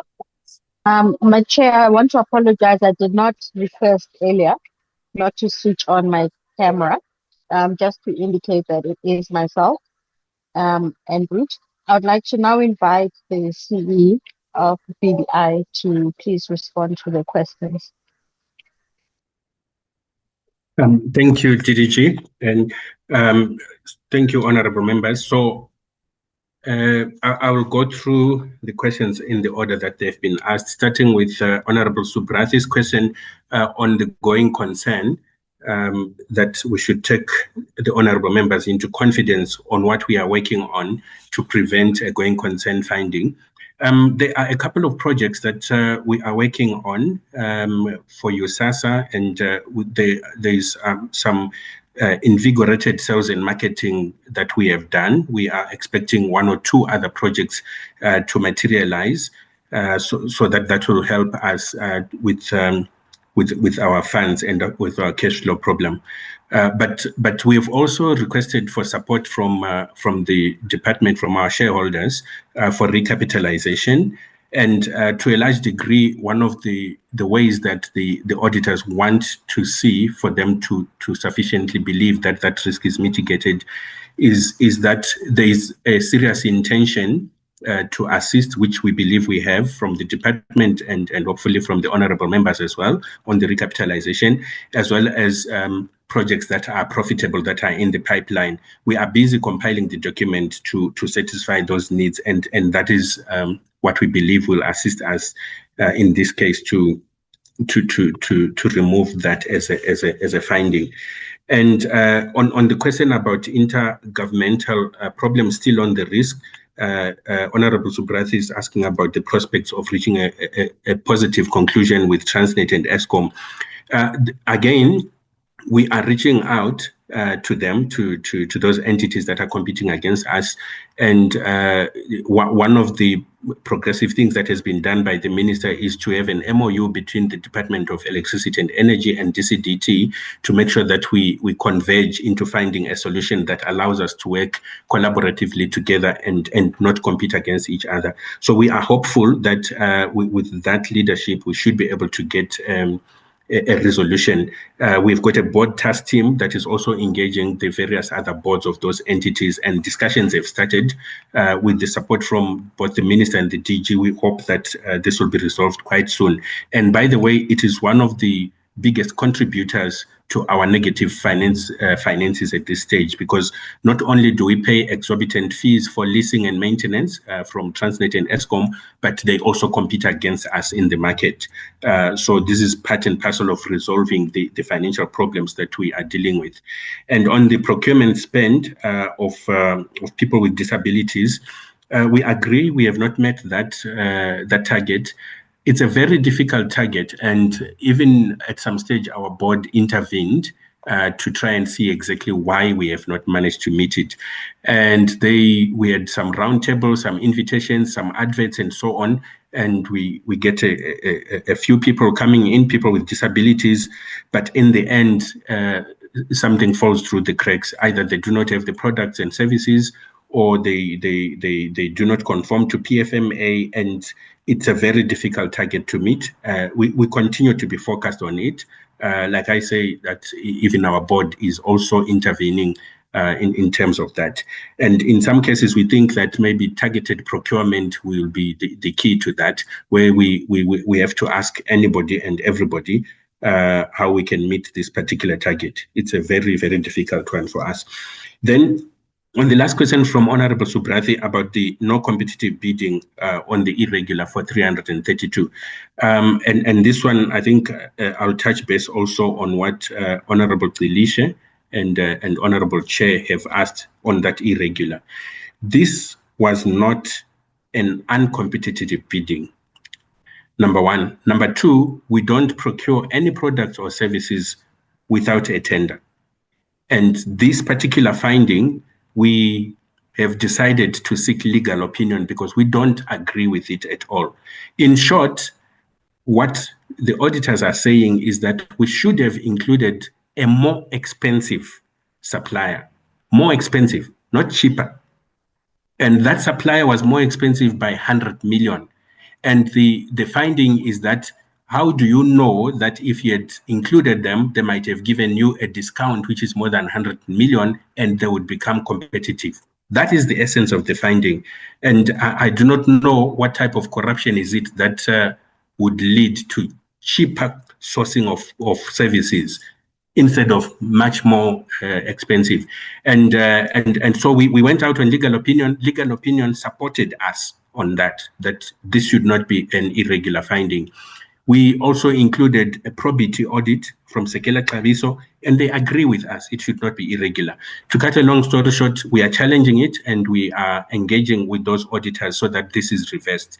Then going to Honorable Matafa's questions on the performance, which increased from 67% to 89%, but having two KPIs that still remain low. So those two targets, which he referred to as repeat failures, are related to payments of SMMEs and the number of days that we paying them. They are related to our finances, which at this stage are not very good. And I will link this answer to also Honorable Delisa's question, where she's saying, for how long will government continue pouring money into BBI? Government has not poured money into BBI and has never done so. So the money that we are using and why we are on our back foot is because we are using our own operational funds to fund CapEx projects. So there is no money that is being poured. There is no money that is being wasted in terms of that. And for us to be able to turn around those two KPIs that we have not managed to meet means it's part of and parcel of the turnaround strategy that we are working on. And it also links to the question from Honorable Matafa about the 502 million, which is below budget year-on-year contraction, and whether we've got potential trouble going forward, and can BBI afford to stand alone in this regard. With the interventions that we have requested, and with the stock rationalization, which the department is spearheading, I think on a long-term basis, the jury is out there. But what we can say is that we do need the cash injection. We do need the capitalization, just like the other entities that have got mandates. A mandate of providing services in underserviced areas, in rural and unconnected areas. We do need funding. Unfunded mandates are not sustainable. Then from Honorable Singh, I think she's also talking about the financial sustainability, which is low, and not paying SMMEs on time. And this also is related to our cash flow problem. And I would link this also to the question also from Honorable Chair, where you're saying that for Q4 performances, SMME payment days moved from 44 days to 56 days, which we agree, unhappily so. But it is also a reflection of where we are from a financial perspective, and the intervention, Honorable Singh, that you say how can we assist, will relate also to some of the risks that we mentioned, where the SOC-to-SOC collaboration will come in, where the recapitalization support will come in, where even in some cases on what we have presented before, if we manage to get the spectrum for us to be able to provide services competitively and we get the ECS license, we will be in a position to compete and be sustainable. So there is a structural change and support that is required to make BBI sustainable. And that, if it's not linked together with even the rationalization that is taking place, I have also said that rationalization will fail, because we will be having the same problems that have made BBI, that has taken BBI on their back foot in terms of the financial pressures and so on. Finally, from Honorable Delisha, we mentioned also the productivity and the irregular expenditure, which I've spoken to, and the corruption. There is no corruption. There is no contract which was awarded without a tender, like I have said. And our mandate, as you have rightly said, so Honorable Delisha, is for BBI to connect the underserviced areas, the rural areas, and so on. But the assertion that BBI is behind on SA Connect project is incorrect, because BBI is the only SOC that has met its target in terms of that project for SA Connect. We have connected all the Wi-Fi hotspots that are supposed to be connected. And at this moment, we are going through a process of checking and verification that everything is functional. So we are not behind on that. Yes, the delay to pay our suppliers, that is there, as we have admitted, due to our financial problems at the moment. But it cannot be linked to how will the nation trust BBI to connect the nation, because we have connected the nation according to the KPIs that we were given. It is only that we have never been supported financially in any form of manner, except for the conversion of debt to equity, which took place about 5 years ago, but no cash injection to BBI so far. Finally, Chair, from yourself, I have mentioned, I have answered on the 44 days, which is not in dispute, which we believe with the interventions that we are talking about, we should be in a position to turn around the organization. All the various interventions, including the assistance from our shareholders, that is what will help us to reduce those days from 44 and downwards to 30 and below. And we are in discussion with our suppliers to make payment arrangements and catch up with what we owe. On the gender figures, yes, we absolutely agree. 35% to 65% is not good. I was just using an example of our targeted hiring of the interim CFO and any other opening positions that we are going to use to try and close that gap. It's something that we are actively working on. Unfortunately, it will not move as fast as we want to, because we have imposed self-imposed a moratorium so that we can be able to turn around the organization. Then on a procurement perspective, the Black women owned, we agree with that, although we hope that from a cumulative perspective, if we look at the actual numbers from year to year, we should be able to meet some of those targets, because some of the targets would have met them much more aggressively in the first quarter or second quarter, which would then average well for the targets that we did not meet in Q3 and Q4. On the commercial model, we are reviving it, we are standardizing it. We are not going to be dependent anymore on the mercy of the service providers. We are going to go out and actively pursue what belongs to us in terms of the commercialization model, and we will be reporting on that in the next quarters and on the commercialization model. And then for the inactive sites for SA Connect and USASA, we have got some contractors on the ground to reconnect those sites and make sure that they are operational. It's one of the things that has to be done constantly from a maintenance perspective, so that the sites continue to function as originally envisaged. And then lastly, from yourself, Chair, on the risks that are not moving, the point is well made, although some of the risks, maybe they do take a little bit of time, especially if they are linked to third parties, if they are linked to, let's say, contracts from other people or from other companies, from your ESCOM and so on. But we will ensure that we put double the efforts, so that at least when we present these risks, there should be some movement in one form or the other. So we do accept that. Thank you, Chair. Let me hand back to you. Thank you very much, CEO. DG, do you want to make any additions? I don't think that there were one or two issues that were not adequately canvassed. Yes, Chair, with your permission, I would like to invite Acting DDG with regards to the funding model that was being asked, and then I can come back and respond on the analog switch off update. Thank you. I would like to invite DDG Molokome, please.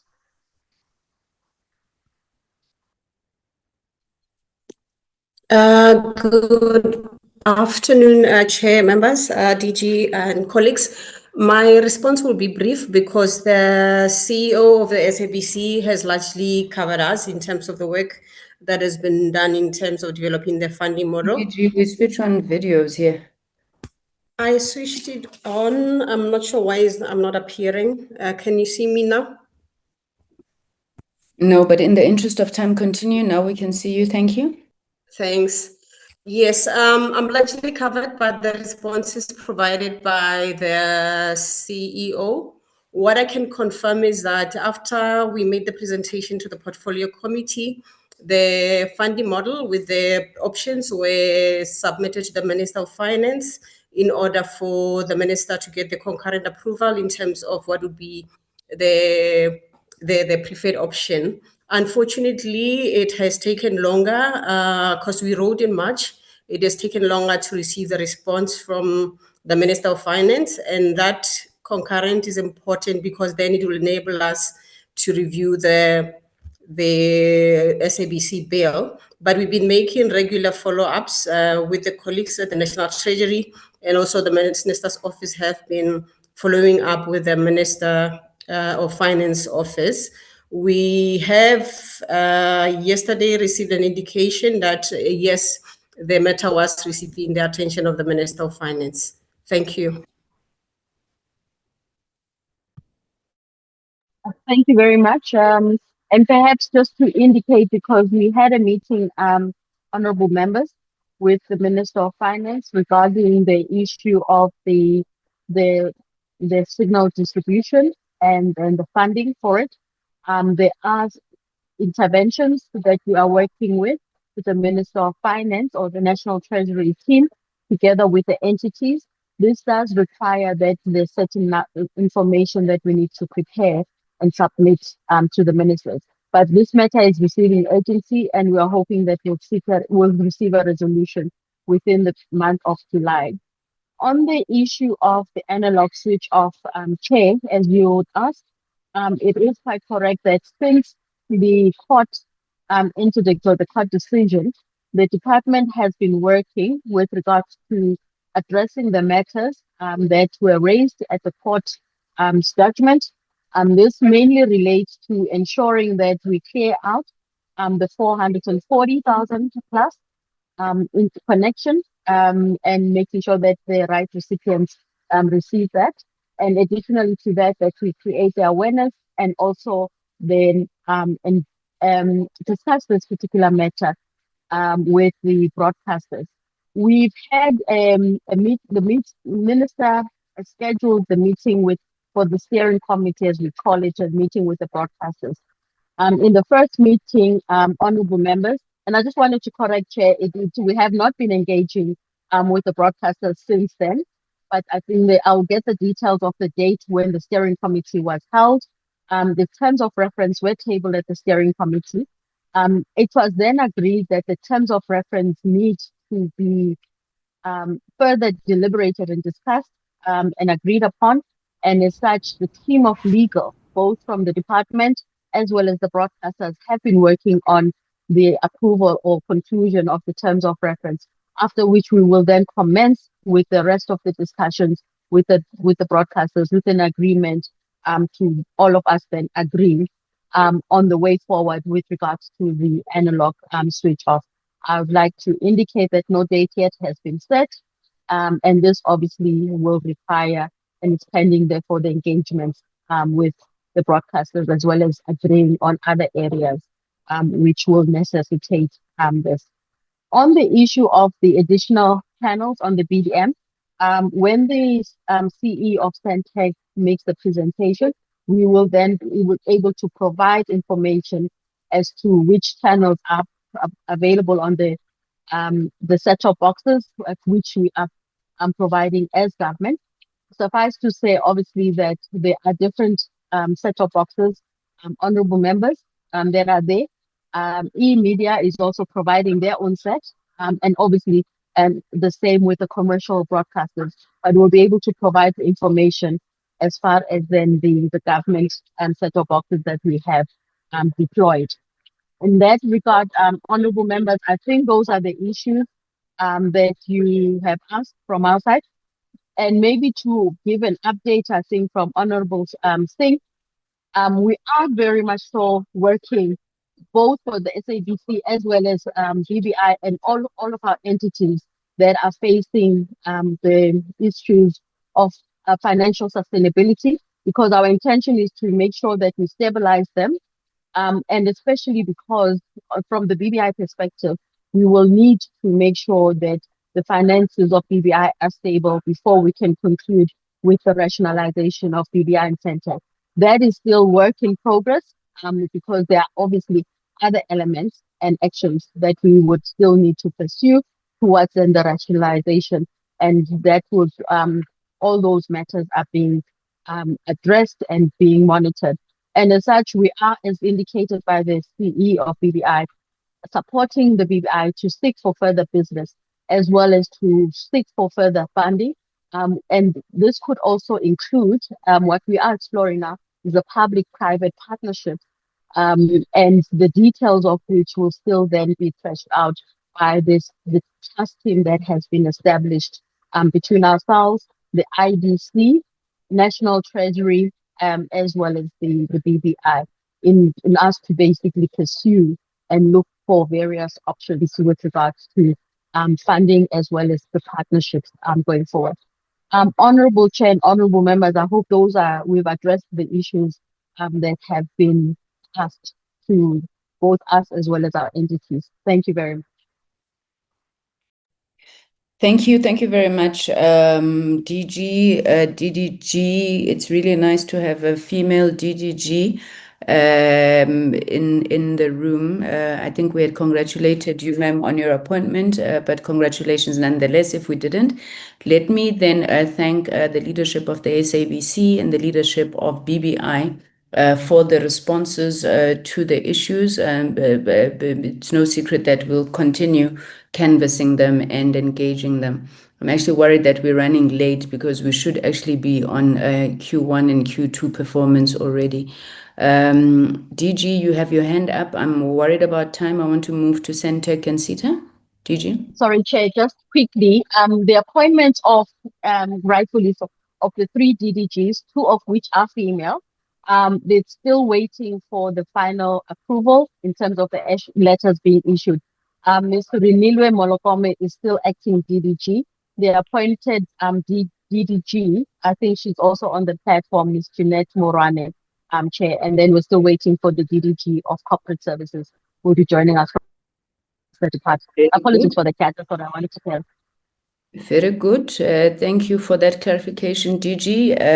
But as you said, we do welcome the appointment of the female DGGs to balance nicely that male choir you had. Thank you. Let's move on then to Sentech, and SITA will be the last presentation. I'm not sure, Mr. Piri, there you are, Chairperson of the Board of Sentech. Over to you, sir. Thank you very much, Honorable Chairperson, and greetings to honorable members. Minister in absentia. I do have a delegation of Sentech with me, Chair, Mr. Tebogo Shope. He will be delivering the presentation. And we do have a confirmation of CFO, who is here, who will also attend to financial matters. Chair must also indicate we have appointed COO, Mr. Frank Mnisi, who is also on the platform as well, and the Chief of Strategy, supported by Company Secretary, Ms. Mangwele. CEO, over to you with those remarks.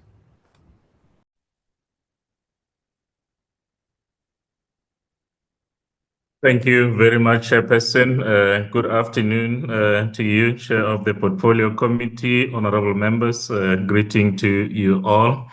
And colleagues on the call, can I get... CEO, divisive attire is not allowed in Parliament.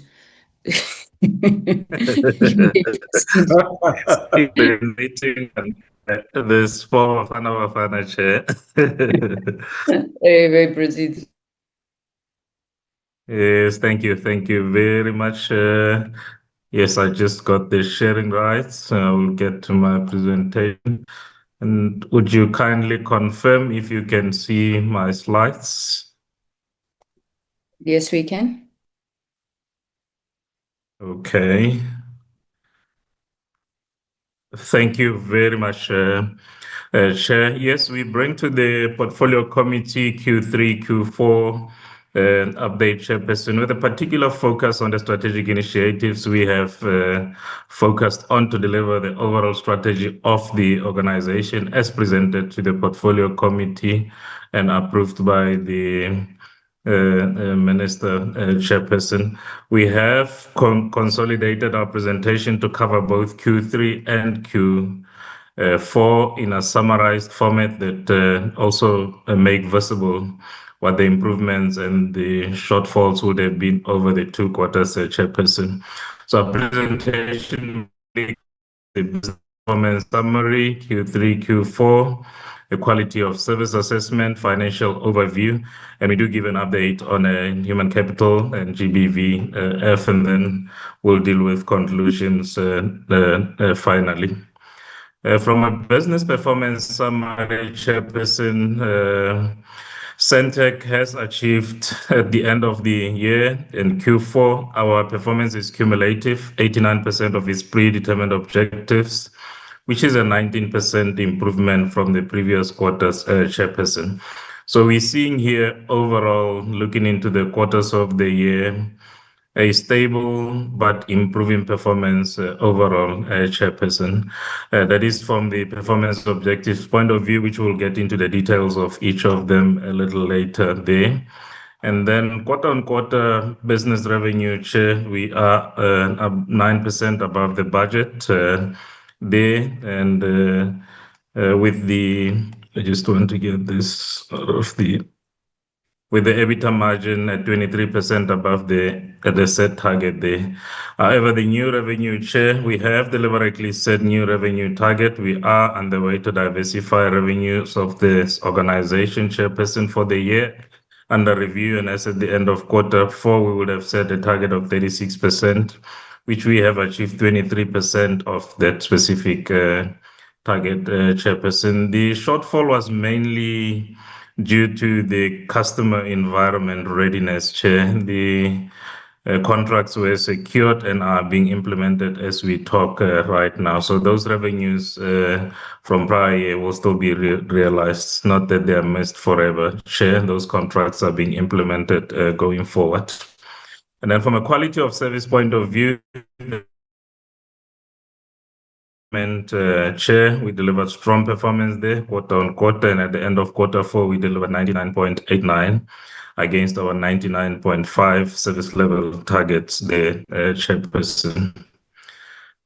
And then, the financial CFO will come on the financials. I'll just do a highlight on the business unit performance. We have 3 key areas of focus, Chair, portfolio committee members, being media, towers and data center, and broadband. Media services has been a sterling, has yielded sterling performance quarter-on-quarter. And as at the end of Q4, we achieved our targets and exceeded them for Q3 and Q4. That's the high performance on the media there. And then towers and data center, just marginally delivering on the set targets there. And I think in the first quarter there, we underperformed a bit there. The key challenge has been around the broadband area. Chair, where mainly we missed our target due to the customer environment there. The environment situations has improved, and we are commencing and proceeding with the implementations in that regard, Chair.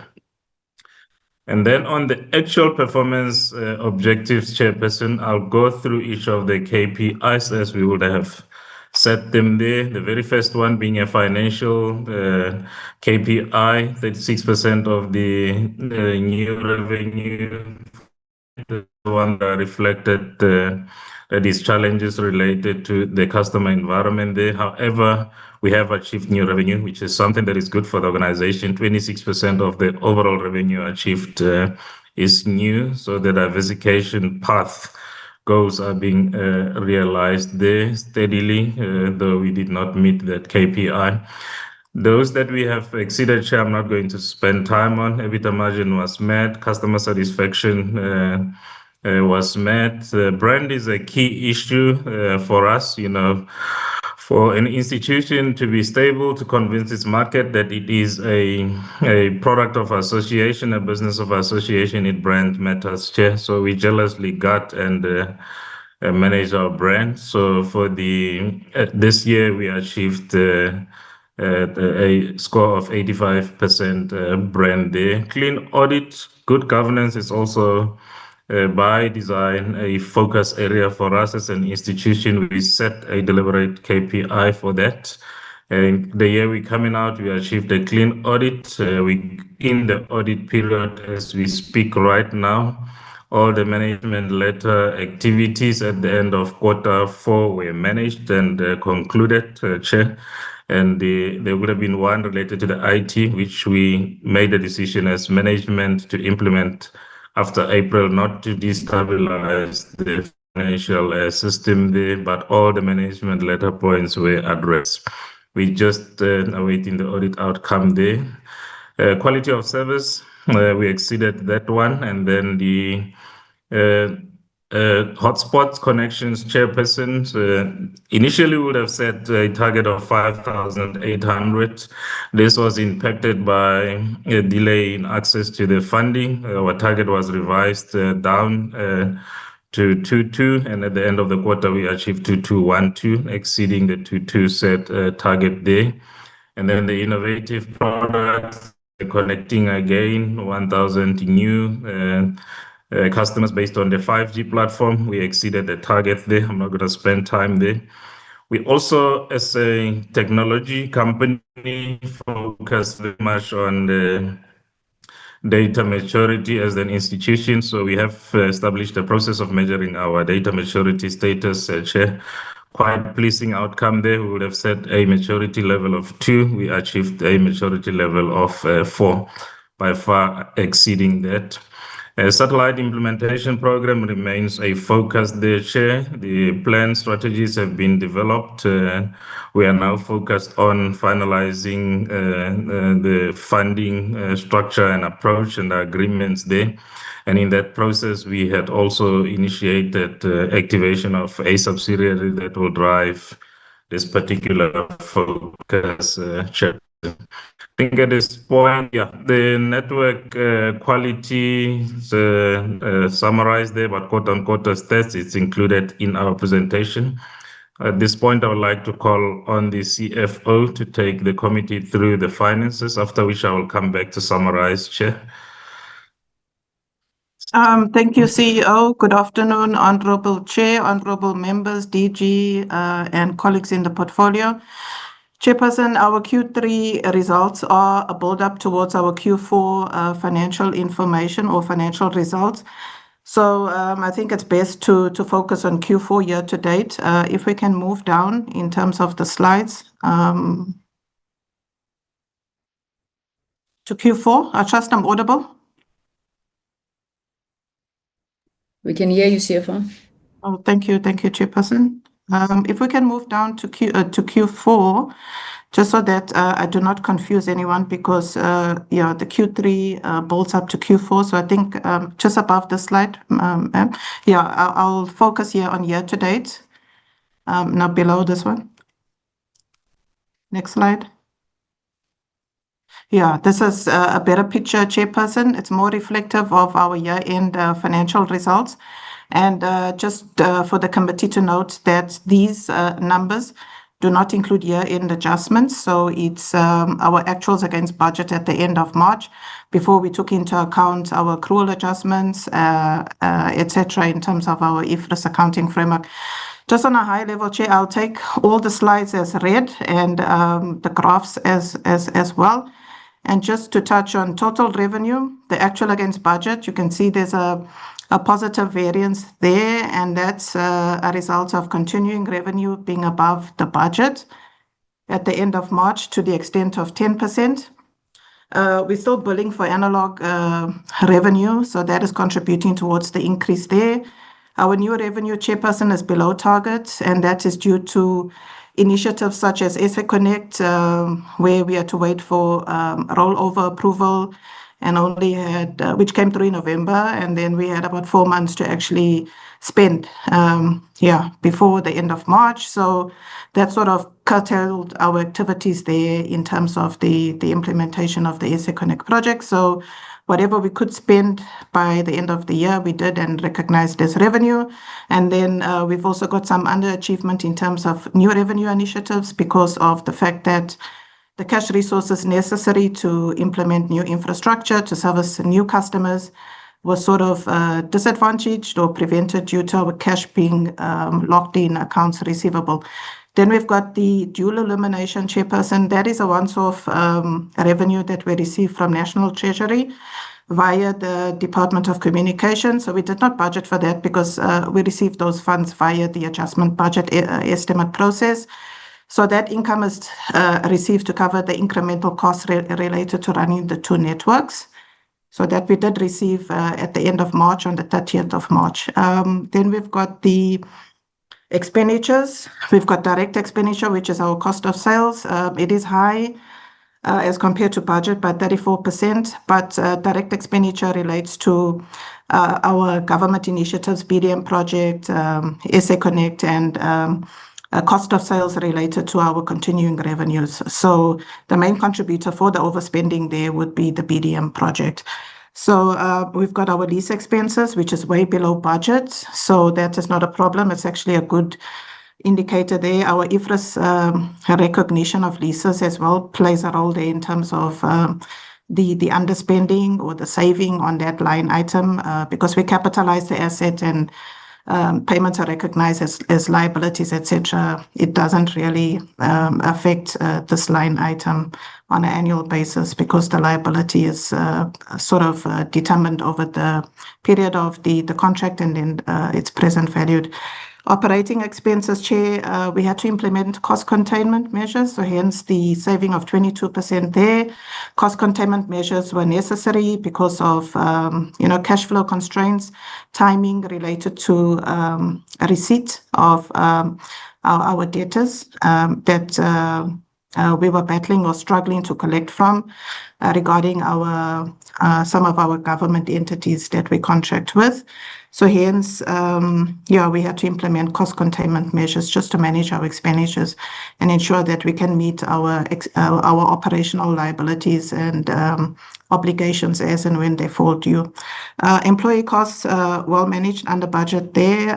We also implemented a moratorium in terms of employee costs and recruitments. All critical vacancies were filled only.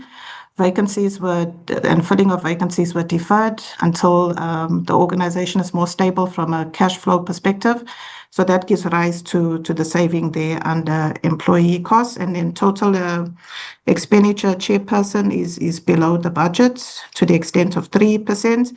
So the increase, can we say the good performance in terms of our revenue, the actual numbers against the budget, and also the saving in terms of our expenditure against the budget contributes towards a good or positive EBITDA and EBIT and profit before tax. And then, of course, we haven't applied our year-end adjustments like our impairment of debtors, etc. So we do not have an ECL provision accommodated yet in these numbers. So at the end of March, just based on our financial activities for the year, we had a profit and then a taxation provision of 35 million, bringing us down to about a net profit after tax of surplus of about 95.2 million, Chairperson, which is against the budget of 148% variance. If we go down, I think I'm done. Chairperson, just to touch on the balance sheet, it's not here. I know it was an issue the last time, but the only movements that took place with regard to the balance sheet were the movements in cash, our decrease in our cash resources and our cash in the bank as a result of our inability to collect timeously from our debtors, and then the simultaneous increase in our debtors, to about, at the end of March, our debtors were sitting at about 2 billion, 1.7 billion owed by our key customer, and the balance due to another government entity and then some community broadcasters. Other than that, Chairperson, our balance sheet is very static. With regard to the other line items, no movements besides depreciation. I would say using your cash as and when you need to defray your expenditure. Other than that, Chairperson, I'm done from my side and I'll hand back to the CEO. Thank you. Thank you very much, CFO there, Chair. The last few slides focus on human capital and GBV indicators there. Chair, overall, we are an institution with a total headcount of about 620 or so, made out of 420 permanent and 201 temporary. We are careful about permanency due to managing our financial position carefully there so that we do not overburden the institution with long-term commitments there, Chair. So our cost percentage as a part of the overall expenditure, our target for the year is 30%. We're ending the year with 32% there, Chairperson. It is a target that we chase deliberately to contain the human capital cost there. Labor turnover also from a sustainability and continuity point of view becomes quite key to ensure that the retention is quite good. The overall way below 10%, ending the year with 1.67% labor turnover there. Safety of the workforce is also a key focus area for us, with the total recordable incident rate measured. Some of our environment is very risky up on the mountains, working on towers, so it becomes very, very key to ensure that we minimize that risk on an ongoing basis. Also here, way below 1% at the end of the quarter. We are deliberate on improving our status in terms of women representation to align overall on a long-term share committee members with the population stats of the country. It is our belief that women representation should equal to the total number of women in the country. It is a journey, Chair. We are focused on it. We're ending the year with a 41%. It has been improving progressively from low percentages to this Chairperson. And then people with disabilities also below target this one. And we have some new initiatives underway where we are directly engaging the organizations that works with people with disability to assist us in the sourcing the prospective candidates there. So it is an initiative that we started off in this quarter going forward. So we are hopeful that at the end of this year, we should see an improvement in this regard. And Chair, I do want to confirm to the committee that at the leadership level of this institution, we have filled all the three directors' positions. The board is in existence, is correct. The CEO, CFO, and as the Chair highlighted, the COO positions have been filled. The executive management from the core below the executive directors are also filled those vacancies, Chair. And then in terms of the, I'm just trying to get to, sometimes the screen is a bit slow. Just trying to get to the next slide.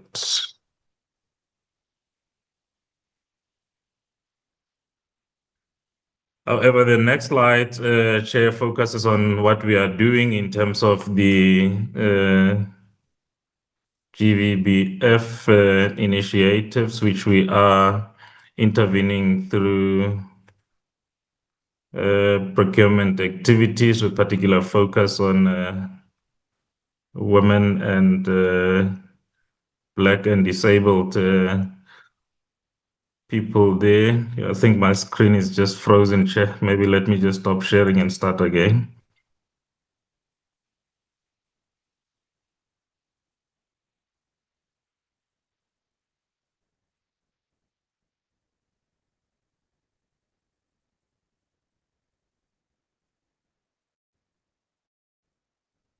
Kindly indicate when the slides are back on, Chair. The slides are on. Thank you very much, Chair. Apologies about that. So in terms of the violence and femicides, Chair, the committee, we support the economic pillars 5 of the National strategic plan on GBBF through preferential procurement from designated group, including women, youth, and persons with disabilities. And the indicators and progress table here below focuses on the employment equity and preferential procurement. And overall women, we spoke to that in our previous slides, but Black females within the institution as a percentage of overall at the executive level, we're sitting at 38%, far exceeded the target of 31 there. Then Black female employees at senior management, 46%, and Black female employees in middle management, 42%. We challenged on the people with disabilities, underway, Chair. Then youth as a percentage of overall employees, also slightly below the target there.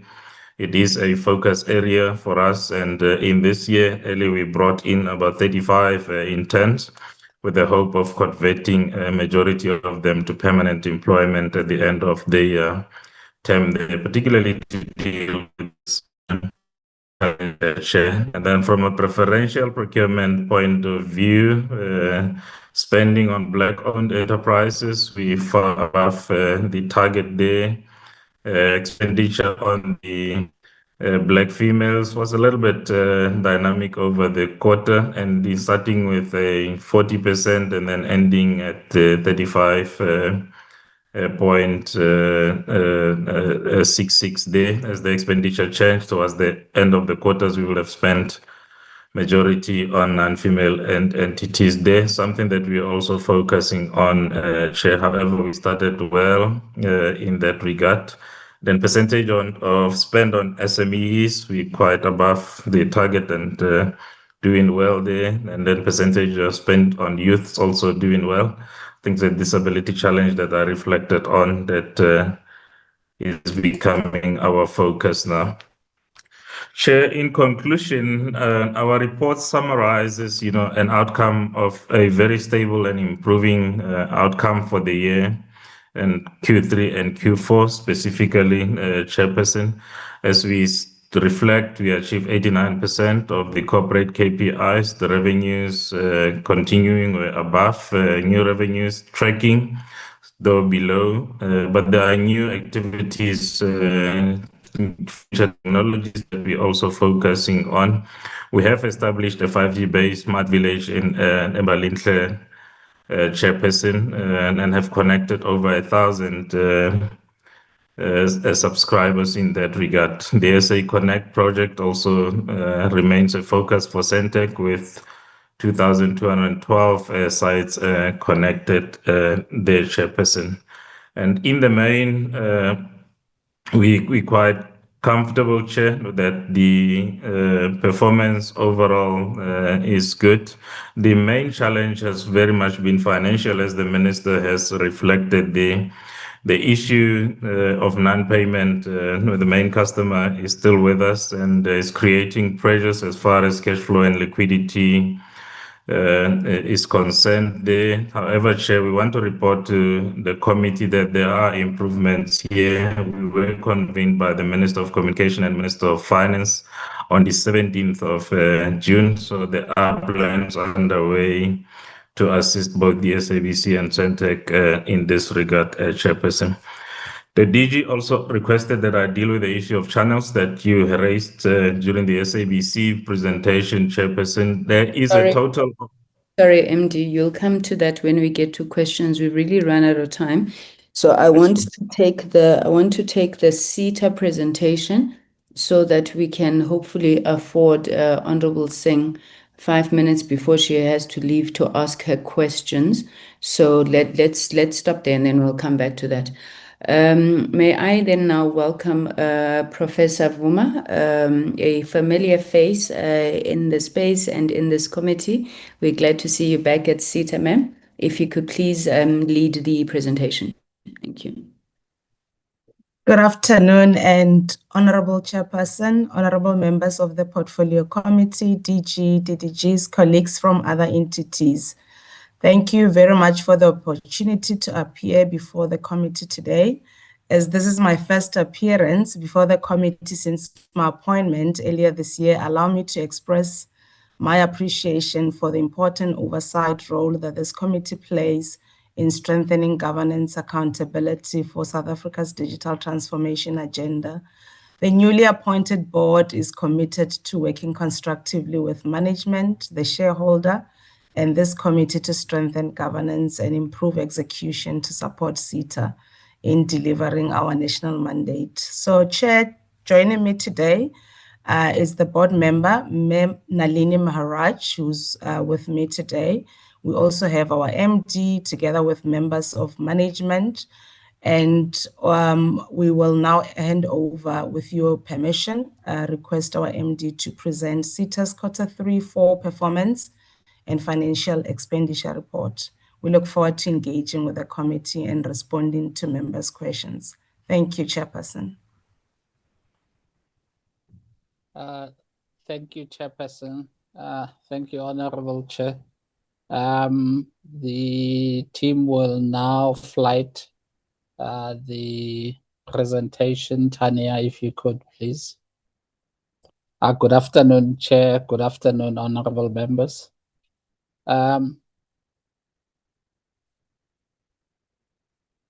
Thank you. If you can put it in for the presentation. Thank you. Chairperson, I think the purpose of the brief is well as understood. We will start off, I will start off and touch on the strategic programs and the APP indicators, followed by the Q3 and Q4 performance. We will be presenting these side by side, and our focus, Chairperson, will be on the performance, and then both in line with the financial performance, the APP indicators, and then what we have not included in this pack, and we checked, Chair, and we are hoping that we can present it later, is around the human capital, the people statistics and numbers. This year we focus strictly on the brief and looked at the performance, and we'll be happy to add those in subsequent presentations. I will be joined by the Chief Financial Officer, Ms. Carmen Lagrange, who will also assist in the financial performance later in the presentation. This slide number 7 there is part of that, so that TBC no longer applies. Thank you. The next slide. Chair, the purpose of the briefing is really a consolidated performance view, and then on delivery, on progress, and just the highlights. And in the highlights, the focus is really on the services, and also on the EVP part and the procurement turnaround. And then, of course, as we go through the presentation, I will touch on corrective action, where we have seen that we have not met the performance targets, or where we've identified performance shortcomings. The next slide, please. Chair, essentially our strategic programs and indicators are in 6 clusters: customer experience, innovation and partnerships, and also looking at digital services and infrastructure, followed by the revenue growth and financial sustainability, operational efficiency, and governance. The revenue growth and financial sustainability, there we also look at the EBITDA margin, the revenue performance, and the revenue growth. And we all see that there's some key indicators, and each one of those is marked and numbered. That M1 to M40 are the indicators, M15 so are the indicators. The next slide. Chair, our performance trajectory Q1 to Q2 went from 77%, 77.78%, and these are incremental numbers, where by Q4 in each quarter, Q3 and Q4, which are the quarters in question, we met 60% of the targets.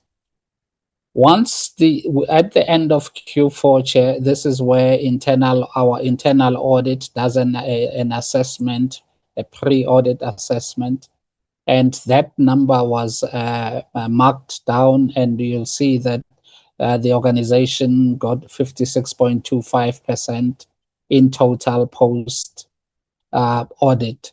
We believed that we would have been at 66.7% aggregate, but the strict adherence and measurement of the audit is what got us to 56.25%. And this is internal audit, and with good reason, Chair. On the right, Chair, is really the numbers where we missed the mark. You will see some of them are really that we could have done better looking at some of the numbers. Customer satisfaction, this was implementation of service improvement plan, which was 95.4, and we missed the 100% mark. The brand reputation, that is a number that we still struggle with to this day. It was 64.2% versus the prior 47%. Again, it's a number that we are working on. And this number, Chair, is really affected by the very things that have come up time and time again with SITA on our side. So it's not things that are new, it's things around supply chain, it's around turnaround times, it's around innovative. So these are the very things that we're looking at. It was further made worse by the fact that the measurement that we were using on brand reputation was not strictly in adherence to the baseline that was set. So exiting at a number, we found out that we were actually not measuring a like-for-like comparison, which worked against us. The super app was also problematic in light of the fact that we had started the work on the super app, but we paused it once the organization realized that we were building something very similar to My Mzansi, which was being led by the DSU. But the strict criteria of auditability says that we should have had that measurement cancelled, and we found that we didn't follow the strict process, so we were found wanting there. The EBITDA margin, we did not do well here. Our EBITDA, we did not meet our earnings before income tax, depreciation, and amortization. We came in at 7% instead of 11%. And again, that was a consequence of the miss in terms of service revenue. Now, we also missed some of the what we call drop shipment, meaning the supply of hardware, of devices, of equipment, which is a significant revenue contributor. So the combination of the slightly underperformance on service revenue combined with the significant underperformance on just drop shipments meant that our overall bottom line, we missed that performance. Similarly, again, risk mitigation, well, these are really housekeeping issues that we are paying attention to. And Chair, while these are some of these housekeeping issues are seen to have been affecting our performance, in the last quarter and the last few months of the year, we did have very strong discipline, and you will see that this has resulted in us expecting to get a decent audit outcome for the year, where we are anticipating that we should get an unqualified audit in spite of having missed some of these key performance targets. The next slide. Chair, in terms of the shortfall by quarter, Q3, we were lagging on customer satisfaction. We did close the gap in Q4, but we did not achieve the mark. Again, on the Disaster Recovery Center, There we achieved the mark. We did end up closing the gap versus Q3. So towards the end of the year, we performed better. Similarly, on SA Connect, we caught up and achieved the target. And I think the CEO of BBI will probably have to walk back his words, the chair. And then on SCM, for the year, for the transactions in the year, we saw improvement, but we do still sit with a backlog. So while these numbers are encouraging, we do still see a lot of opportunity to improve in that area. The next slide. Looking at the performance highlights here, cybersecurity, the SOC monitoring, we have a SOC where we service national and provincial departments. We have grown our footprint of 49 provincial government customers and 3 national government customers, which is good performance. And we see growth in providing cybersecurity services across the country. Similarly, with disaster recovery, our innovation, research and innovation team delivered on the AI use cases, part of that, which is encouraging, and it's an area that is very topical and we're looking at. I spoke about the SCM turnaround. We have grown also on the right column, our digital channels, our digital e-services.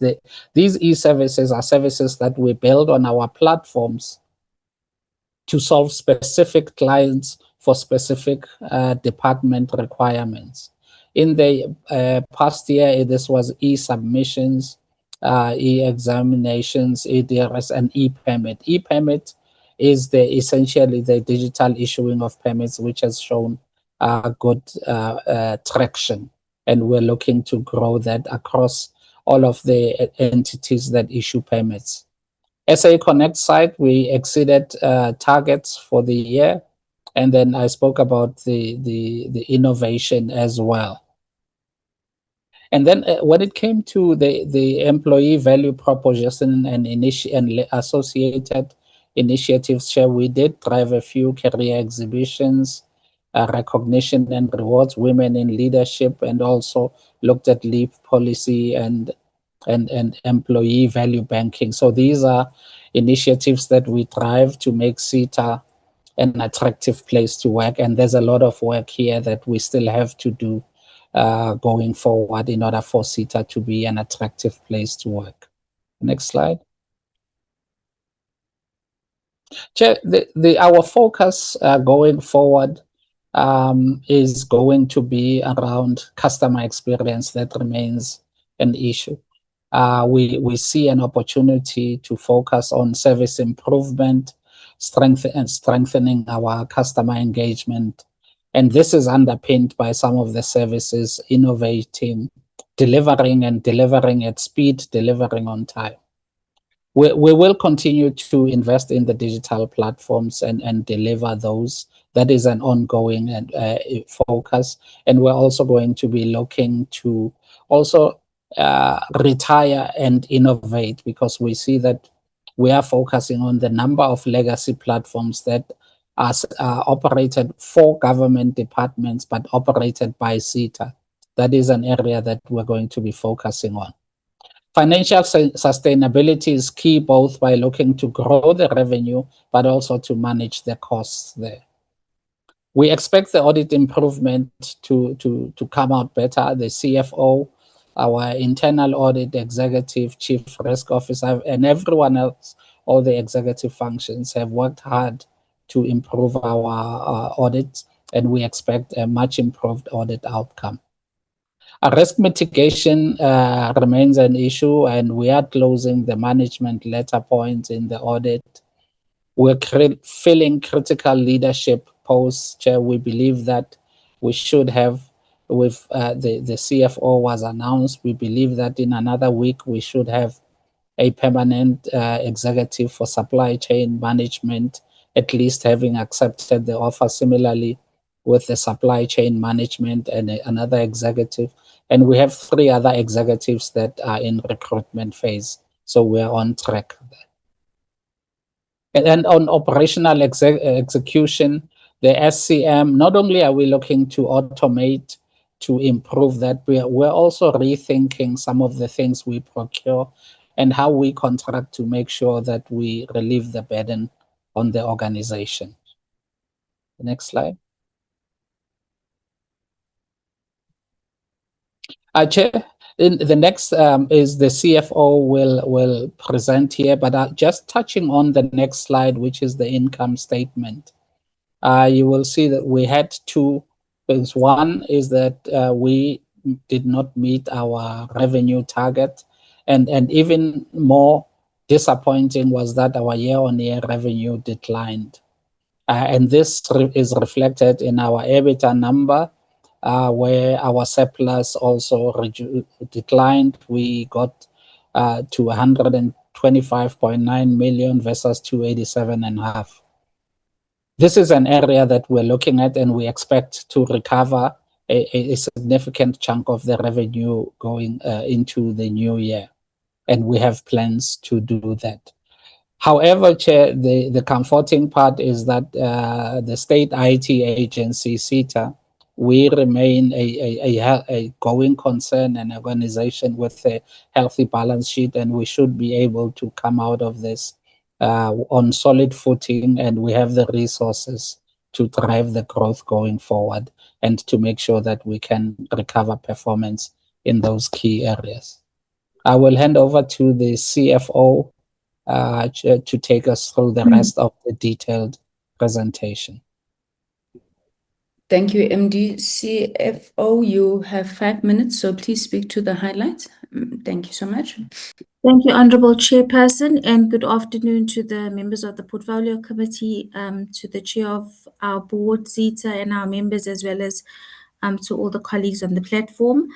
Like our MD mentioned, Honourable Chairperson, we in Q3 and Q4 had a surplus before tax. However, both were below the budget, resulting in an EBITDA of 4% for Q3 against the 6% we had targeted, and 7% for Q4 against the 11% we had targeted.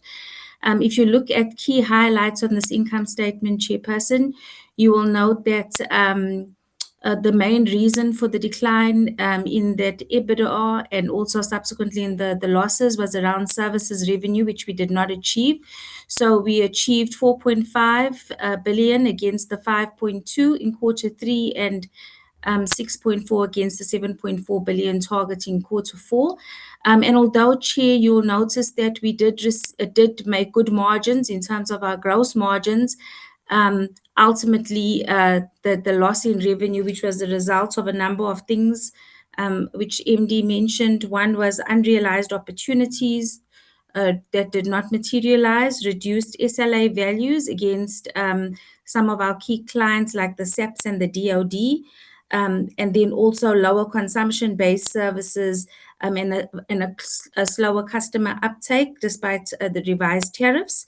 And then finally, we had some revenue loss due to vacancies in Q3 of about 49.8 million, and then in Q4 of 170 million. And I'll show you that in a minute. I just also wanted to just highlight a few other key things on this income statement. In terms of indirect labor, although the cost of sales overall it's split between indirect and direct labor, we were lower than what we had budgeted because of that lower revenue, but we also didn't spend as much on things like marketing, on things like R&D, and things like training, which we believe are quite critical and significant if you want to poise this organization for growth. If we can go to the next slide, please, Tanya. Here, Chair, we just did a breakdown of how we performed against the budget. You'll see blue as Q3 and Q4 is the green. And there you'll see we analyzed the revenue, the cost of sales, the GP, the total operating expenses, finance income, and the surplus. A key thing I wanted to highlight in terms of the operating expenses is that while we have a positive variance in operating expenses, we did see that there was a other costs which had previously not been budgeted for in terms of year-end adjustments that we do come at the end of the financial year. So that was the one. So that caused the variance to go the other way. And then the other, so that was around our impairment of in accounts receivable. And then Chairperson, the second issue that we had was that there was a significant municipal charge that came from the city of Tshwane in respect of in quarter four in respect of meters that they had not previously charged us for, and that amounted to about 78 million, which we split between the prior years and the current years, and that resulted in their 12 million, the 140 million overspend there on that variance. If I go to the next slide. We just broke down those four categories I mentioned earlier in terms of the revenue shortfall. So there you'll see in quarter three, 402 million less than we should have made, and in quarter four, 731 in terms of the lower than anticipated usage in the internet rates. So in October 25, Chairperson, I had mentioned in our last portfolio committee, SITA did drop its rates and did an adjustment in terms of internet rates, expecting a higher uptake in volume. That didn't translate, and hence you see those significant variances in quarters 3 and 4. Also, the amount of variance in terms of not filling vacancies, in terms of those staff members that provide services to clients, we had a variance of about 40 million in quarter 3 and 170 in quarter 4. And then the lost opportunities that didn't materialize, also due to some procurement challenges, 45 million in quarter 3 and 107 million in quarter 4. And then finally, you see a big variance there in terms of the SABC unsigned variance of 276 million. So that's really the revenue shortfall issues. On the next slide, just did the analysis of cost of sales, and I think I mentioned this 140 million delta. Cost of sales, although it was a positive variance, it was only positive because we didn't achieve the revenue, Honourable Chairperson. But the one thing that I wanted to mention here is that in terms of the financial sustainability concern raised by the Minister, we are paying more in terms of cost, and sometimes we seem to be paying even more than the 3.5 CPI. So there's a lot of work we need to do in terms of negotiation with suppliers around ICT costs of equipment, devices, etc. If I move on to the next slide. Chair, Chair, you have to wrap up literally. I think take the presentation as read unless there's something that you will absolutely die if you don't say it. Chairperson, if I can go to the next slide, I'd like to say, just in terms of our financial position, we really ended with SITA on a high note in terms of our net asset position. So we definitely are going concern, and you'll see the our net asset position is that 5.408 billion, which is more than the 5.028 billion. That was a positive story. Our cash and cash equivalents also ended on a very positive note, Chairperson, 2.916 billion in the last quarter compared to the prior years. And we have a very strong cash balance. However, we would really like to leverage that in terms of a lot of the things that we need to do. And then just the final comment is that our debtors days and creditors days have reduced substantially, with debtors days now sitting at about 44.89 days and creditors 34.84 days, moving closer and closer to the 30-day target. Chairperson, thank you, and I think I'll leave it there. Thank you very much, and I do apologize for rushing you. Yeah, with 13 entities, we really struggle to get through everything on time, but it helps when you submit your documents ahead of time so we're able to study them. Honourable Singh, you had put in an apology to leave at 5, so I just wanted to give you an opportunity maybe to go first. At least even if you're not here, then your questions would have been recorded, and I'm sure you'll be able to get answers, either through the minutes or the reports or a briefing from colleagues. Honourable Singh? Chair, I'm so sorry, but I just sent you a message to say I have to log on to my other meeting now. It's 2 minutes to go. So I did put there that I will submit my questions in writing, Chair. Thank you. Thank you very Thanks. much, Honorable Thing. Okay. Bye. Thank you. Okay, let me check with other honorable members. Can I take hands for discussion? Honorable Botlani, you will be the first. Do we have any other hands? Okay, Honorable Botlani, you may proceed.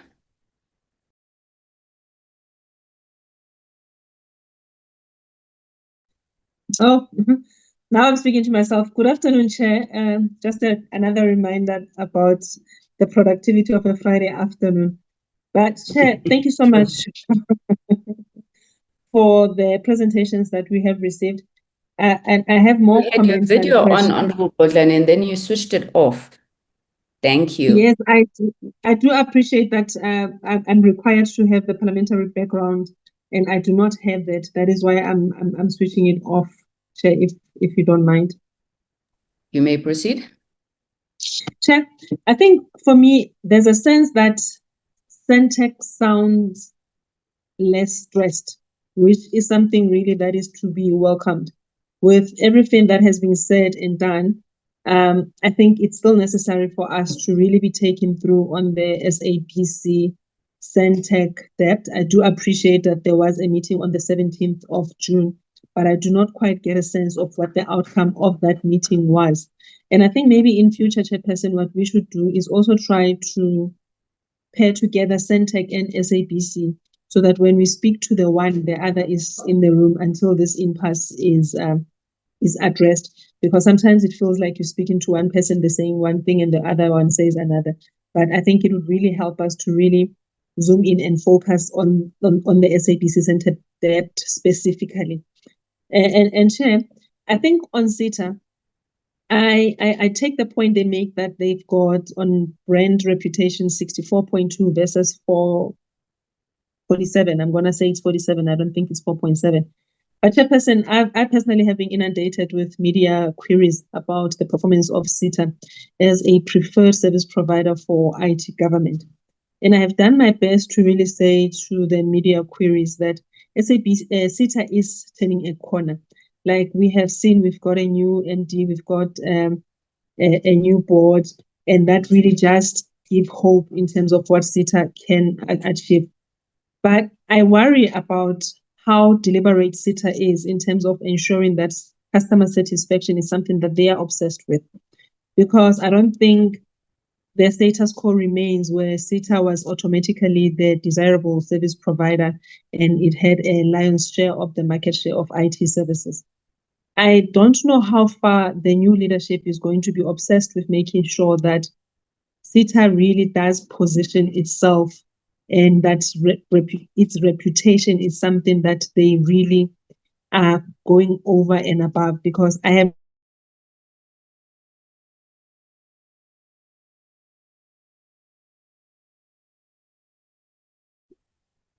Honorable Botlani, we seem to have lost your sound.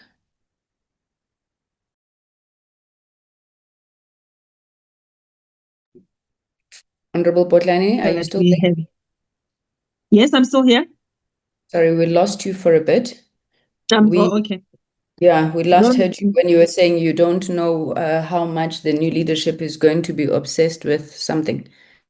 With making sure that SITA's reputation is built and maintained as a preferred service provider for IT services. So essentially, Chairperson, what and I don't know, I'll say retort for lack of a better word, what retort does SITA have to reports of SITA systems being vulnerable? And maybe they could use this opportunity to take the portfolio committee into confidence as well as the nation. Thank you, Chairperson. Thank you very much, Honorable Botlani. I'm not seeing any other hands, colleagues. Honorable Subrathi. No, thank you, Chairperson. Chairperson, it's about just after 11 p.m. in Singapore, Chairperson. And we appreciate your resilience. You like Sentech. Please proceed. You know, Chairperson, today I'm here with the Standing Committee of Auditor General, and we've come to to Singapore, mainly because of their innovation around technology. And we're looking at how we can leverage our AG in South Africa in terms of the innovation and digital technologies. And just today we were driving from the AG's office, and one of our colleagues mentioned to me something, and he says, Honorable Member, the difficulty we're having in South Africa is SITA. That if our SITA can be resuscitated and revitalized to achieve what it's designed to achieve, we would be competitive with the rest of the world in terms of innovation, in terms of technology. And I think I want to place this at the outset, Chairperson. The issue surrounding SITA and its necessity for it to serve its purpose. And he also then mentioned that the ability now of entities to purchase outside of SITA is still a stopgap measure, and we're all aware that it comes with its own challenges, sovereignty, etc. So maybe my starting question to the team, and really this is probably the first time we're fully engaging the new MD. I know he did come before us, but MD, you've inherited a huge responsibility. I'm in Singapore to look at how we can embrace technology in South Africa for the purpose of the AG. And obviously this cuts across all entities. What are the prospects of SITA being able to achieve that mandate? And knowing what Honorable Bodlani has mentioned, we are seeing a turnaround, especially in the point of the board, your appointment. Now that you've been there for a few months or a few weeks, and you've been in the driving seat, what are your prospects of SITA rather? Now, last year, I think it would have been last year, that would be myself first input. Last year, amongst great hype, I was probably one of the ones who did the pilot of the super app during the GovTech in eThekwini in Durban, where I live. And my identity was loaded and my thumbprints and all those things. I was quite excited. And then, we see here that the super app utilization was 0 against a target of 2 departments. Now, what is the revised implementation timeline? And maybe how will this fit into the proposed state digital infrastructure company? The CFO, I am concerned that the city of Tshwane backbilled us 76 million rands for previously unbilled electricity meters. Unless you've got many meters, surely the unbilling of a meter is something that ought to have been picked up, especially if 63 million of it relates to prior years. How did this failure go undetected across maybe multiple audit cycles? I am concerned regarding the long outstanding debt above 361 days, that's over a year, which totals 219 million. And those are owed by your GPE government, City of Johannesburg, City of Ekurhuleni, SABC, DHS, NPA, etc. Now, are any of these debts at any imminent risk of prescription under the Prescription Act and maybe aligned to that? What are the efforts of recovering these debts? My first concern is around prescription. And then my second question around that would be, what are the efforts and the real efforts you have made around recovering these debts, and why is SITA not getting paid? I am also concerned, Chairperson, regarding, and this ties in with my earlier opening comment and my reflection on how quick is SITA going to get off the mark and get to the point where we want it to be. And I say this because SITA is holding 22.91 billion in cash, but it executed only 28.4% of approved capex. And capex is that which will drive this, what we are talking about. Now, why is this cash not being deployed against the documented infrastructure backlog? And this is what we always hear, infrastructure backlog, but 28.4% of approved capex not spent, and we're sitting with 2.9 billion rands.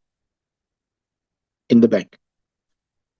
Chair, moving on to Sentech, I must again join Honorable Bodlani and really commend. In fact, it's been a while since we've seen CEO. When I saw CEO, it's been seen very long CEO. That means you out of the woods. If we haven't seen you, it means that things are bichana gashle. Things are looking okay for you, as Honorable Bodlani mentioned. Firstly, commend you on your results. I think really your resilience and you never say give up attitude is really playing out. It's especially when I think of that 1.5 billion debt that SABC is owing you. Honorable Bodlani, I think here was taking it a little bit easy. She didn't want to put the two of them in the same room. I was also wondering why Chair is releasing the SABC and didn't bring them in together. But congratulations and well done on your performance. I am a little bit concerned around your recorded incident rate, which increased, it seems minuscule, from 0.0219, it almost doubled in Q3. That was Q3. In Q4, it went to 0.0552 in Q4. Now, maybe the question around this will be, what are the incidents that occurred, and what are the remediation that you have put into place? I am really concerned over I'd like to use the word collapse of your procurement spend on persons with disabilities, from 2.42% in Q1 to 0.03% in Q4. And that is why I use the word collapse. The very question around that is, what is your corrective procurement plan? And have you set yourself a time frame to which you can hold yourself accountable? Of course, the Sentech debt is a matter that is of concern to us. And, is there a recovery plan? And maybe, are we looking at a possible impairment of any balances of the amount owing by SABC? Chair, let me let's just one question. I noted that your connected hotspots dropped drastically, was revised rather from 5,800 to 2,200. And I think the explanation given to you was because of the SA Connect. Now, who approved this downward revision to 2,200? At what level was this discussed and approved? Chairperson, let me pause there and thank you for this opportunity. Thank you very much, Honorable Subrathi. I think that was the last question from members that we had. Honorable Bodlani speaks about productivity on a Friday afternoon. I won't say that is what is going on here. But in my case, I think I've taken a deliberate decision that I won't ask SITA anything because this is your first foray here as the new board. The management team led by the CEO, he's relatively new.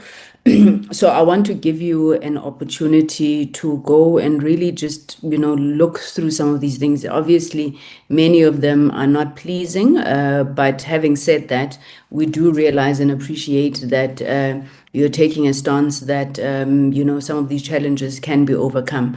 And I know that in the third quarter, we will be calling you to request that you speak to us on what then are the concrete plans that you are putting in place. To Sentech, I want to direct, I think, one main question and then a sub-question. And my question is an update on the satellite program. Both the sovereign SATCOM that we have been speaking about, which I see features quite prominently in the highlights that you had raised, but also how far you have gone in the engagements that I trust you are having with the LEO satellite providers. I don't have to stress to you, how important, how urgent this thing is. You have service providers who are going around as if they are the panacea of rural connectivity challenges through the use of their technology and their technology only. So if you can give us an update both on the GeoSat, which is the SATCOM, as well as the LEO providers, And then just then my sub-question was just an expatiation on the new growth in revenue. You spoke about towers and data centers. You spoke about broadband. When BBI was here, they were bemoaning the issue of competition. Now, yeah, if you could just talk to us where this new growth is coming from and whether then we're not having our infrastructure companies cannibalizing each other in that process. Over to you, DG, if you could please just lead the responses to those questions. Thank you.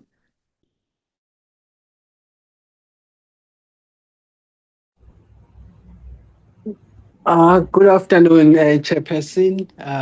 This is Omega Shelembe. I am currently the acting DG in the absence of the DG. The DG. When that acting now? When were you appointed? I've been acting for this whole week, Chairperson, but the DG managed to join the meeting. So she takes and gives her powers. Okay, continue, acting DG Shelembe. Yes, so the DG is now on board coming back, and so she requested that I field the questions. So I'm going to request then that we hand over to, we'll start off with Sentech to deal with the questions raised, and then we'll go to SITA as well, Chairperson. Thank you very much. Thank you, Acting DG Shelembe. Thank you, Honorable Chairperson, for the questions also from Honorable Bodlane. There are two stages of these questions. Some are really operationally that CEO will deal with. Chair, I wanted to just contextualize the agreement that has settled what was a escalation between SABC and Sentech with regards to short payment and the long-term debt. What we have is that the Minister of Finance committed to address the funding requirements for signal distribution for the purposes of SABC directly to Sentech. And in that understanding, the CEO and the DG of National Treasury will exchange the financial figures and the term within which that intervention will be implemented. So that has brought a lot of relief for both entities. We were all in the room when the ministers actually agreed in this approach. And this, Chairperson, follows on the 350 million which was appropriated for Sentech, and which we observed that it is not sufficient to cover the requirements of SABC's annual requirements, estimated about 41 million or so per month.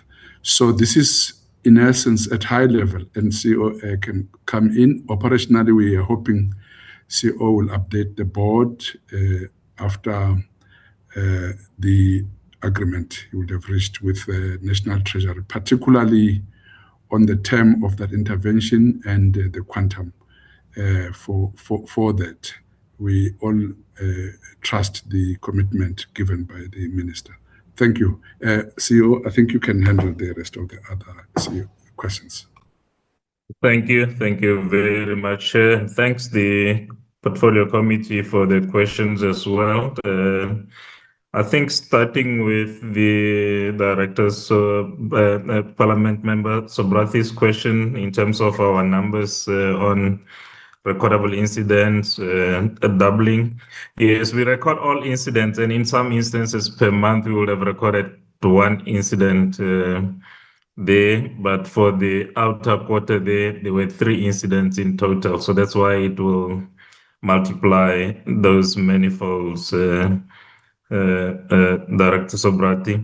And then in the main, those incidents are driven by slip and fall. One of our employee had their hand as they were falling, and when there were also motor vehicle accidents along the path. Our engineers and technicians are on the road most of the time. recovering the services at various locations where we are providing services. Therefore, activities leading to exposure of accidents are quite possible there. And then the people on disability targets, we do have plans in place. We're working with organizations of people with disability to really partner on an approach of maybe direct sourcing, direct partnerships in terms of getting access of those that may have special interest in the projects that we are undertaking and the employment opportunities that exist at Sentech.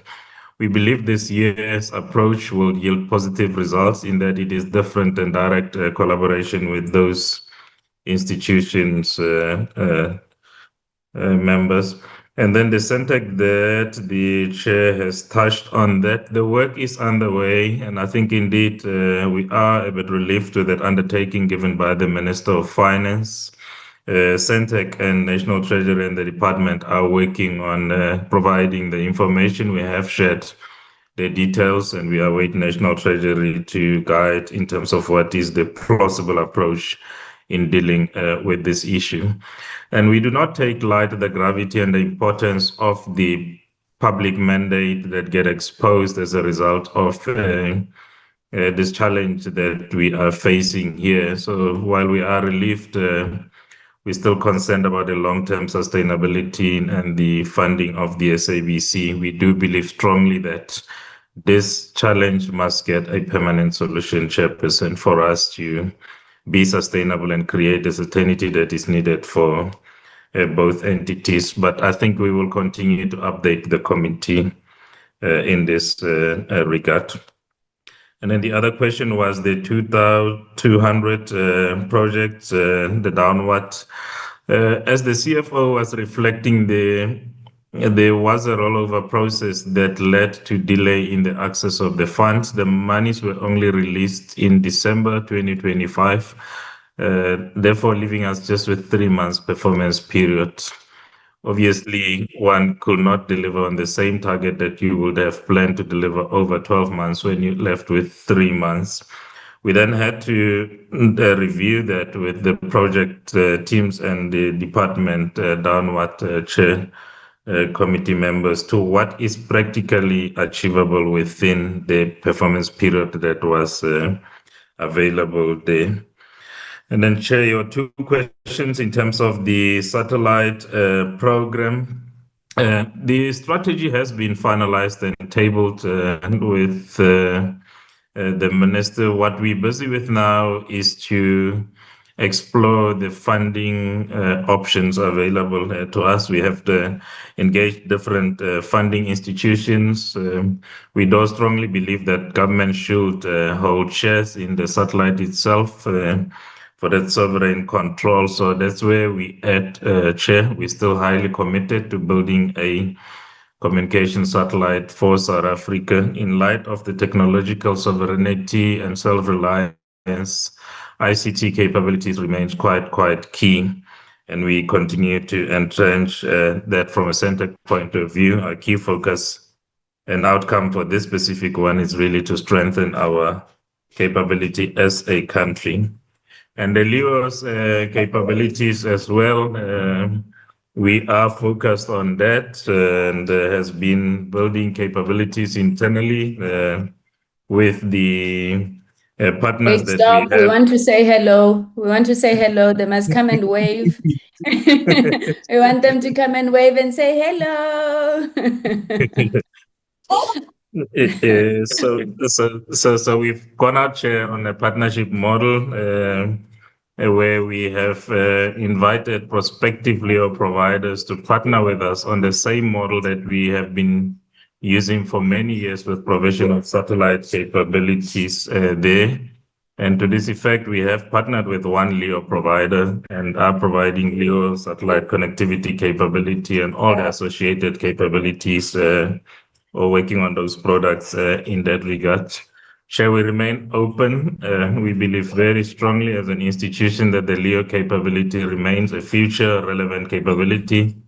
that the country must embrace, and we're working on the models that are obviously compliant and viable for us as a state chairperson. The prospect with this now, what we're working on is to enable the on-flight connectivity. We're having those matured conversations, also using Leo and other already existing capabilities, chairperson. So there is a bit of progress on the Leo capability utilization as a state, and we're having mature conversations with the prospective customers there. Thank you, Chair. Thank you. Thank you very much. DDG Shelembe? Thank you, Chair. May we invite SITA to comment on the questions raised by Honorable Potlani as well as Honorable Sobrati. Thank you, Chair.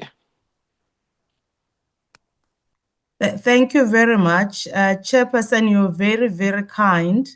When I told my son that I'm going to my first portfolio committee meeting this morning, and he said to me, I was making excuse to say it's my first, and they're not going to ask me questions. He was ruthless and said they don't pay you or appoint you to tell them that it's your first. You need to know your story.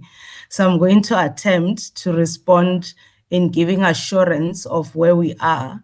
Indeed, on customer experience, we have already engaged with the MD as the board, where he gave us high-level pain points of SITA, and there is an acknowledgement of whether the departments are experiencing SITA as a responsive, reliable, and service-oriented entity. And that is part of the customer satisfaction and brand reputation, Honorable Potlani. In practical terms, I guess it's asking the whether government departments are happy with SITA, and we know that the answer is almost a no, and whether SITA is fixing service problems or SITA is a trusted entity. And that is why we see those weak areas, and there is a service improvement plan which was not fully completed, but we are attending to that to ensure that SITA is, facing its customers and servicing at the best that they can.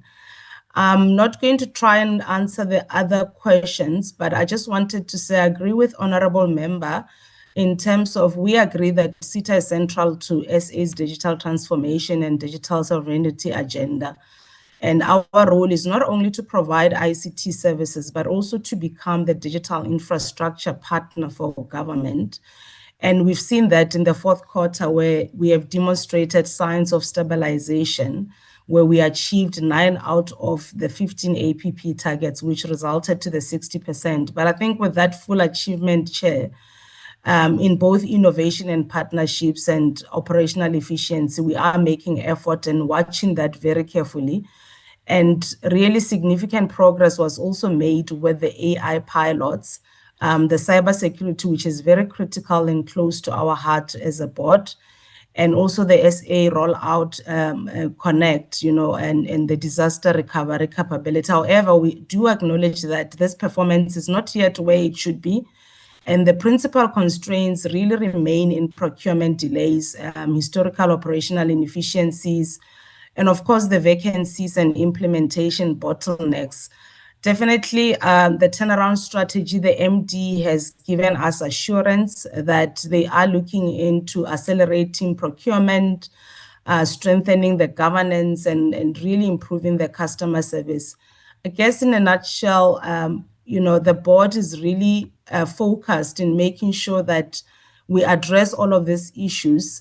Honorable members, the question raised go straight to the heart of the board's oversight responsibility, because the new board really shares Parliament's concern regarding procurement delays, capital execution, the debt recovery and customer confidence. And these matters are already receiving a focused oversight through the board and its subcommittees. So our objective, Honorable Chair, is to ensure that management delivers on measurable improvements against the clear milestones, and that we remain committed in reporting transparently to this committee on the progress that we will be making forward. Thank you, Chair. I will hand over to the MD to address other questions. I just wanted to give that assurance that the board is really committed into the issues that have been raised by this committee. Thanks, Chair. Thank you, Board Chairperson. Thank you, Chairperson of the committee and honorable members. I will address some of the questions, and then the question around the debt recovery and the CapEx allocation, the CFO will provide more color in that. Just the brand reputation question from Honorable Bodland, that is a genuine issue, Chair. And it is something that is a focus for me. In the past 3 months, I have spent a lot of time meeting with our clients. A lot of clients are writing to us and addressed to myself because of these issues, and that has given me a very good context on the organization. And this is both at national and provincial. Chair, just to provide the context, out of the, including myself and the 10 executives reporting to me, plus internal audit, SITA only had 3 of those roles filled, and the 4th one was the interim CFO, who is Ms. Lagrange, who is on the call. That means 6 of the executives reporting to me, those roles were vacant, and of course that leads to essentially what I can only deem a timid leadership team, because you have people who are acting who are not as empowered. And it's difficult for an organization to function and engage with the market on a solid footing. And that's why, and this was the interim board, which has handed over to the new board, was very clear that it's a priority. And that is important. And that's why there's emphasis on filling those executive roles. The second part, Chair, is on delivery, which also affects the reputation of the organization. But the reputation is complex. It's around delivery. It's about also SITA playing its role in leading the execution on digitization of government, which means don't simply maintain the systems, but also help us define a way forward. And that's something that we're doing, and hence the importance of appointing a chief digital officer who will also then in the team appoint a CIO, and more importantly 2 roles. One is the digital architecture for both SITA and government, and provide the thought leadership. And then the head of our security services, the security platforms, and that's one of the things that Honorable Bolden asked questions about. So I'm very clear, and with the support of the board and the acknowledgement of the board, that these are critical roles where not only do we need to execute on them, but we need to also be the guiding voice in execution, but also enable departments and entities of government to transition. So that's clear that way. And once we get that right, that's where the reputation will be. So I see a path where we have to just do the things that we need to do, and that this year is where we'll go. And then probably the first half of next financial year is where we will now bring new capability on stream. So this is a journey that will take us somewhere between 24, 30 months to get to a point where SITA will be the voice that speaks to set direction for government. The prospects for SITA, Chair, will get to a stage where another conversation will need to happen, because SITA is not funded, but that's in itself is not a problem. SITA, if we deliver, we recover the money from departments. That's not an issue. The issue is that for the evolution, SITA has to negotiate and agree with the departments, because they are the budget owners. So for us to have a model that is similar to a Singapore, we will have to have a discourse in terms of how that is done. But that is a conversation once our housekeeping in SITA, where necessary housekeeping is also done in parallel. Chair, on the question from Honorable Subrathi around the super app POC. And yes, the POC was done. It was a proof of concept. It was not funded. Earlier this year, just shortly before I started at SITA, that there was a case made to the board of the platform. The mistake that was made is that the super app was made dependent on a marketplace. And both of these were key deliverables in the same financial year, which was a planning, probably a flaw, and in hindsight, in that 2 unfunded programs were put for delivery in the same year. And it turned out when it was presented to the board that it was just expensive, so in the order of 1.3 billion rands. Now, we showed that SITA, we were just upwards of 200 million rands of profit. So committing 1.3 billion rands on an untested revenue model was essentially going to be betting the house out of an opportunity, and it was very risky. The board raised concerns, and when I joined, I also had concerns on that. So we are looking still at building the marketplace and also leveraging the MyMzansi app, and then finding a point of convergence to do that, Chair. So we are working on that. We still believe that the digitization, the marketplace, the supply chain automation, that is already in place, but the marketplace and the super app, that will be realized in slightly different form, but also with a less onerous investment. Lastly, Chair, the CapEx spend, the CFO mentioned something about allocation of capital.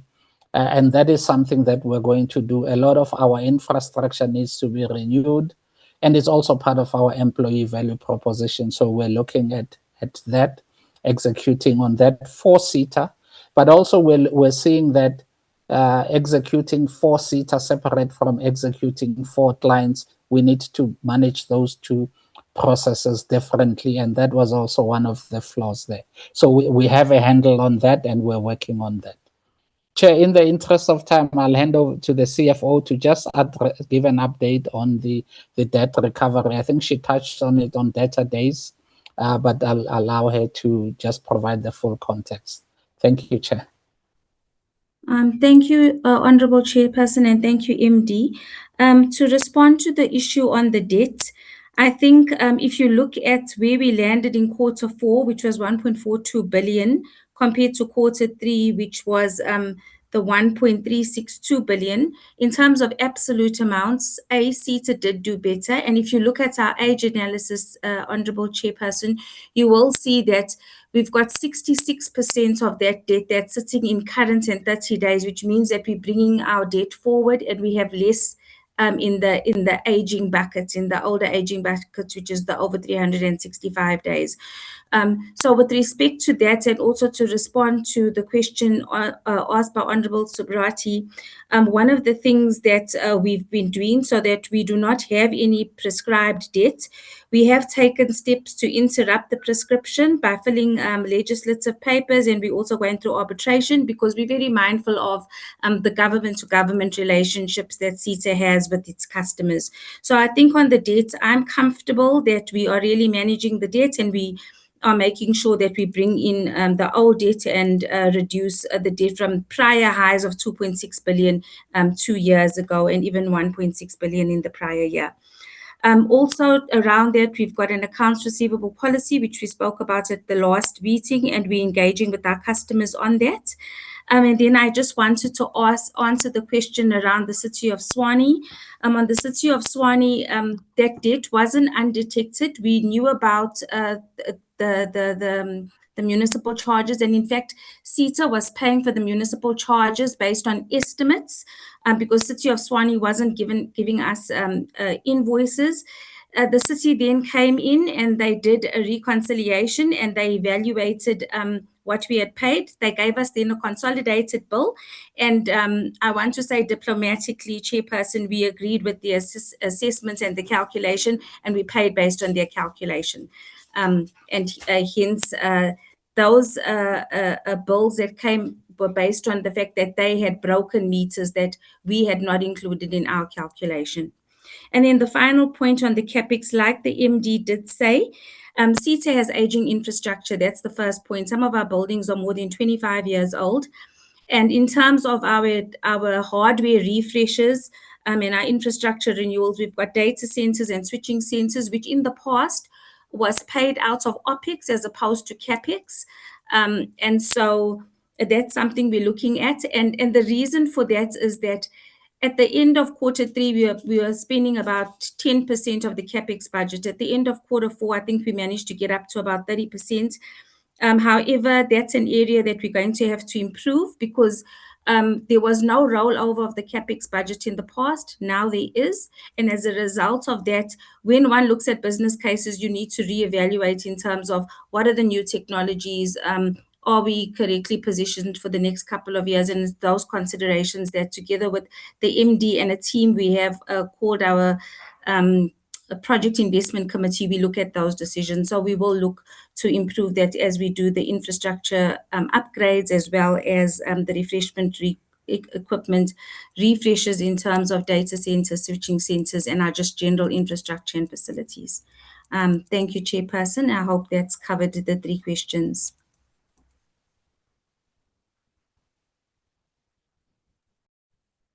Thank you. Thank you very much. Any last words from you, DDG Shalembe? Mr. Lishope, I'm not sure if you used the opportunity, I could have missed it, whether you used the opportunity that you had wanted to speak to what I assume was aggregation or alternatively distribution of the multiple channels. Can I just check with you? Because I had stopped you initially.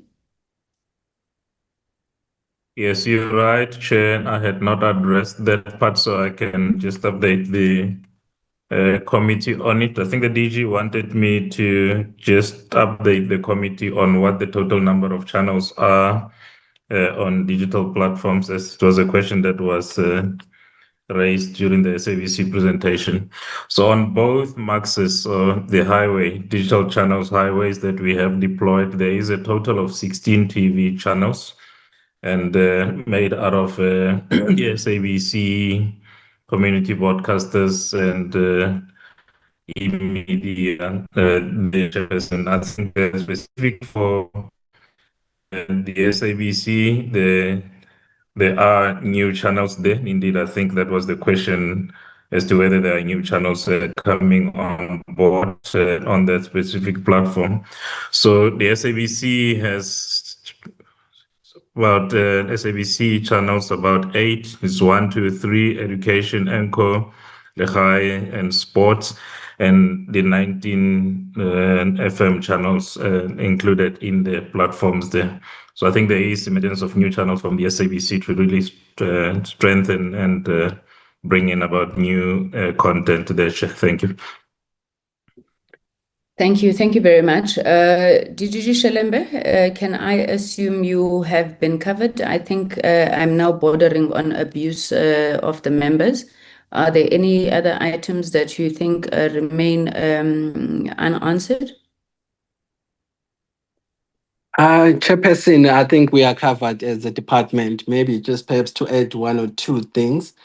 One being that in the APP of the department, Chairperson, we have a target relating to the review of the SITA business model, and we are hoping that that will help repurpose SITA and also put it on a better footing to deliver on its mandate. So that is a project that is being run by the department in consultation with SITA. Besides that, Chairperson, we are in constant communication with all our entities on a quarterly basis, whereby we monitor and review progress and deal with issues that are impacting on performance.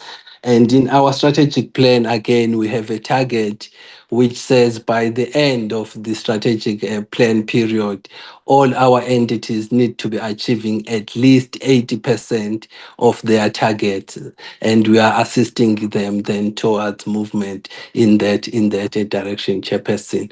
So let me take this opportunity to thank the committee chairperson for the opportunity of the entities that appeared today and the department to come before the committee for ongoing oversight. We appreciate that very much, Chair. Thank you very much. Thank you very much, DDG Shelembe. Before I let you go, colleagues from SITA, can you just clarify these conflicting reports that I'm getting that the training of GovTrack may have to be postponed from Tuesday? Is that correct? What is happening in that regard? Thank you, Chair. So, Chair, the demo is ready, but we felt that the team has shared that internally, but we would have liked to have the board has just joined, and we would have liked to have taken the board through it, and before it comes to the portfolio committee. And the team assures me, Chair, that the system is ready for demo, but I felt that it would only be fair to the board for the board to get the opportunity to get a demo of it. And that session with the board is the week after next, Chair. So it was really a request to see if we can, but the technically it's ready, but I just thought it would be good housekeeping for them to present it to the board before it comes to the portfolio committee. If you can. Yeah, the board chairperson is here, so we are going to request her indulgence, please, to allow us to continue with the training. And I think you remember when the meeting started, I indicated how chaotic this term has been, and members are on constituency period, and they had already set aside that day for going, their constituency responsibilities, to set aside that 2 hours in the morning. So I want to plead with the board chair. It is not that, Parliament would want to go ahead off the board. This was a long-standing project, and I hope that they would understand if we requested that we please continue with that. And I have no doubt, MD, there are no other similar issues. So, it won't happen again. I think I am imploring you on behalf of the portfolio committee that let's not, just create more inconvenience for the portfolio committee members because they were supposed to have other responsibilities on the day. It is me communicating via to you to request the chair. All right. Honorable members, let me on your behalf thank DDG Shelembe together with the interim board chair, Ms. Mudau, and other interim board members for the sterling work that they did in order to bring SITA this far. Had they not come in at the time that they did, I don't think we would be now sitting with a board and an almost complete executive team. So we truly thank them for their stewardship. I want to bring the meeting to a close. I understand that there was an issue relating to the Netflix report.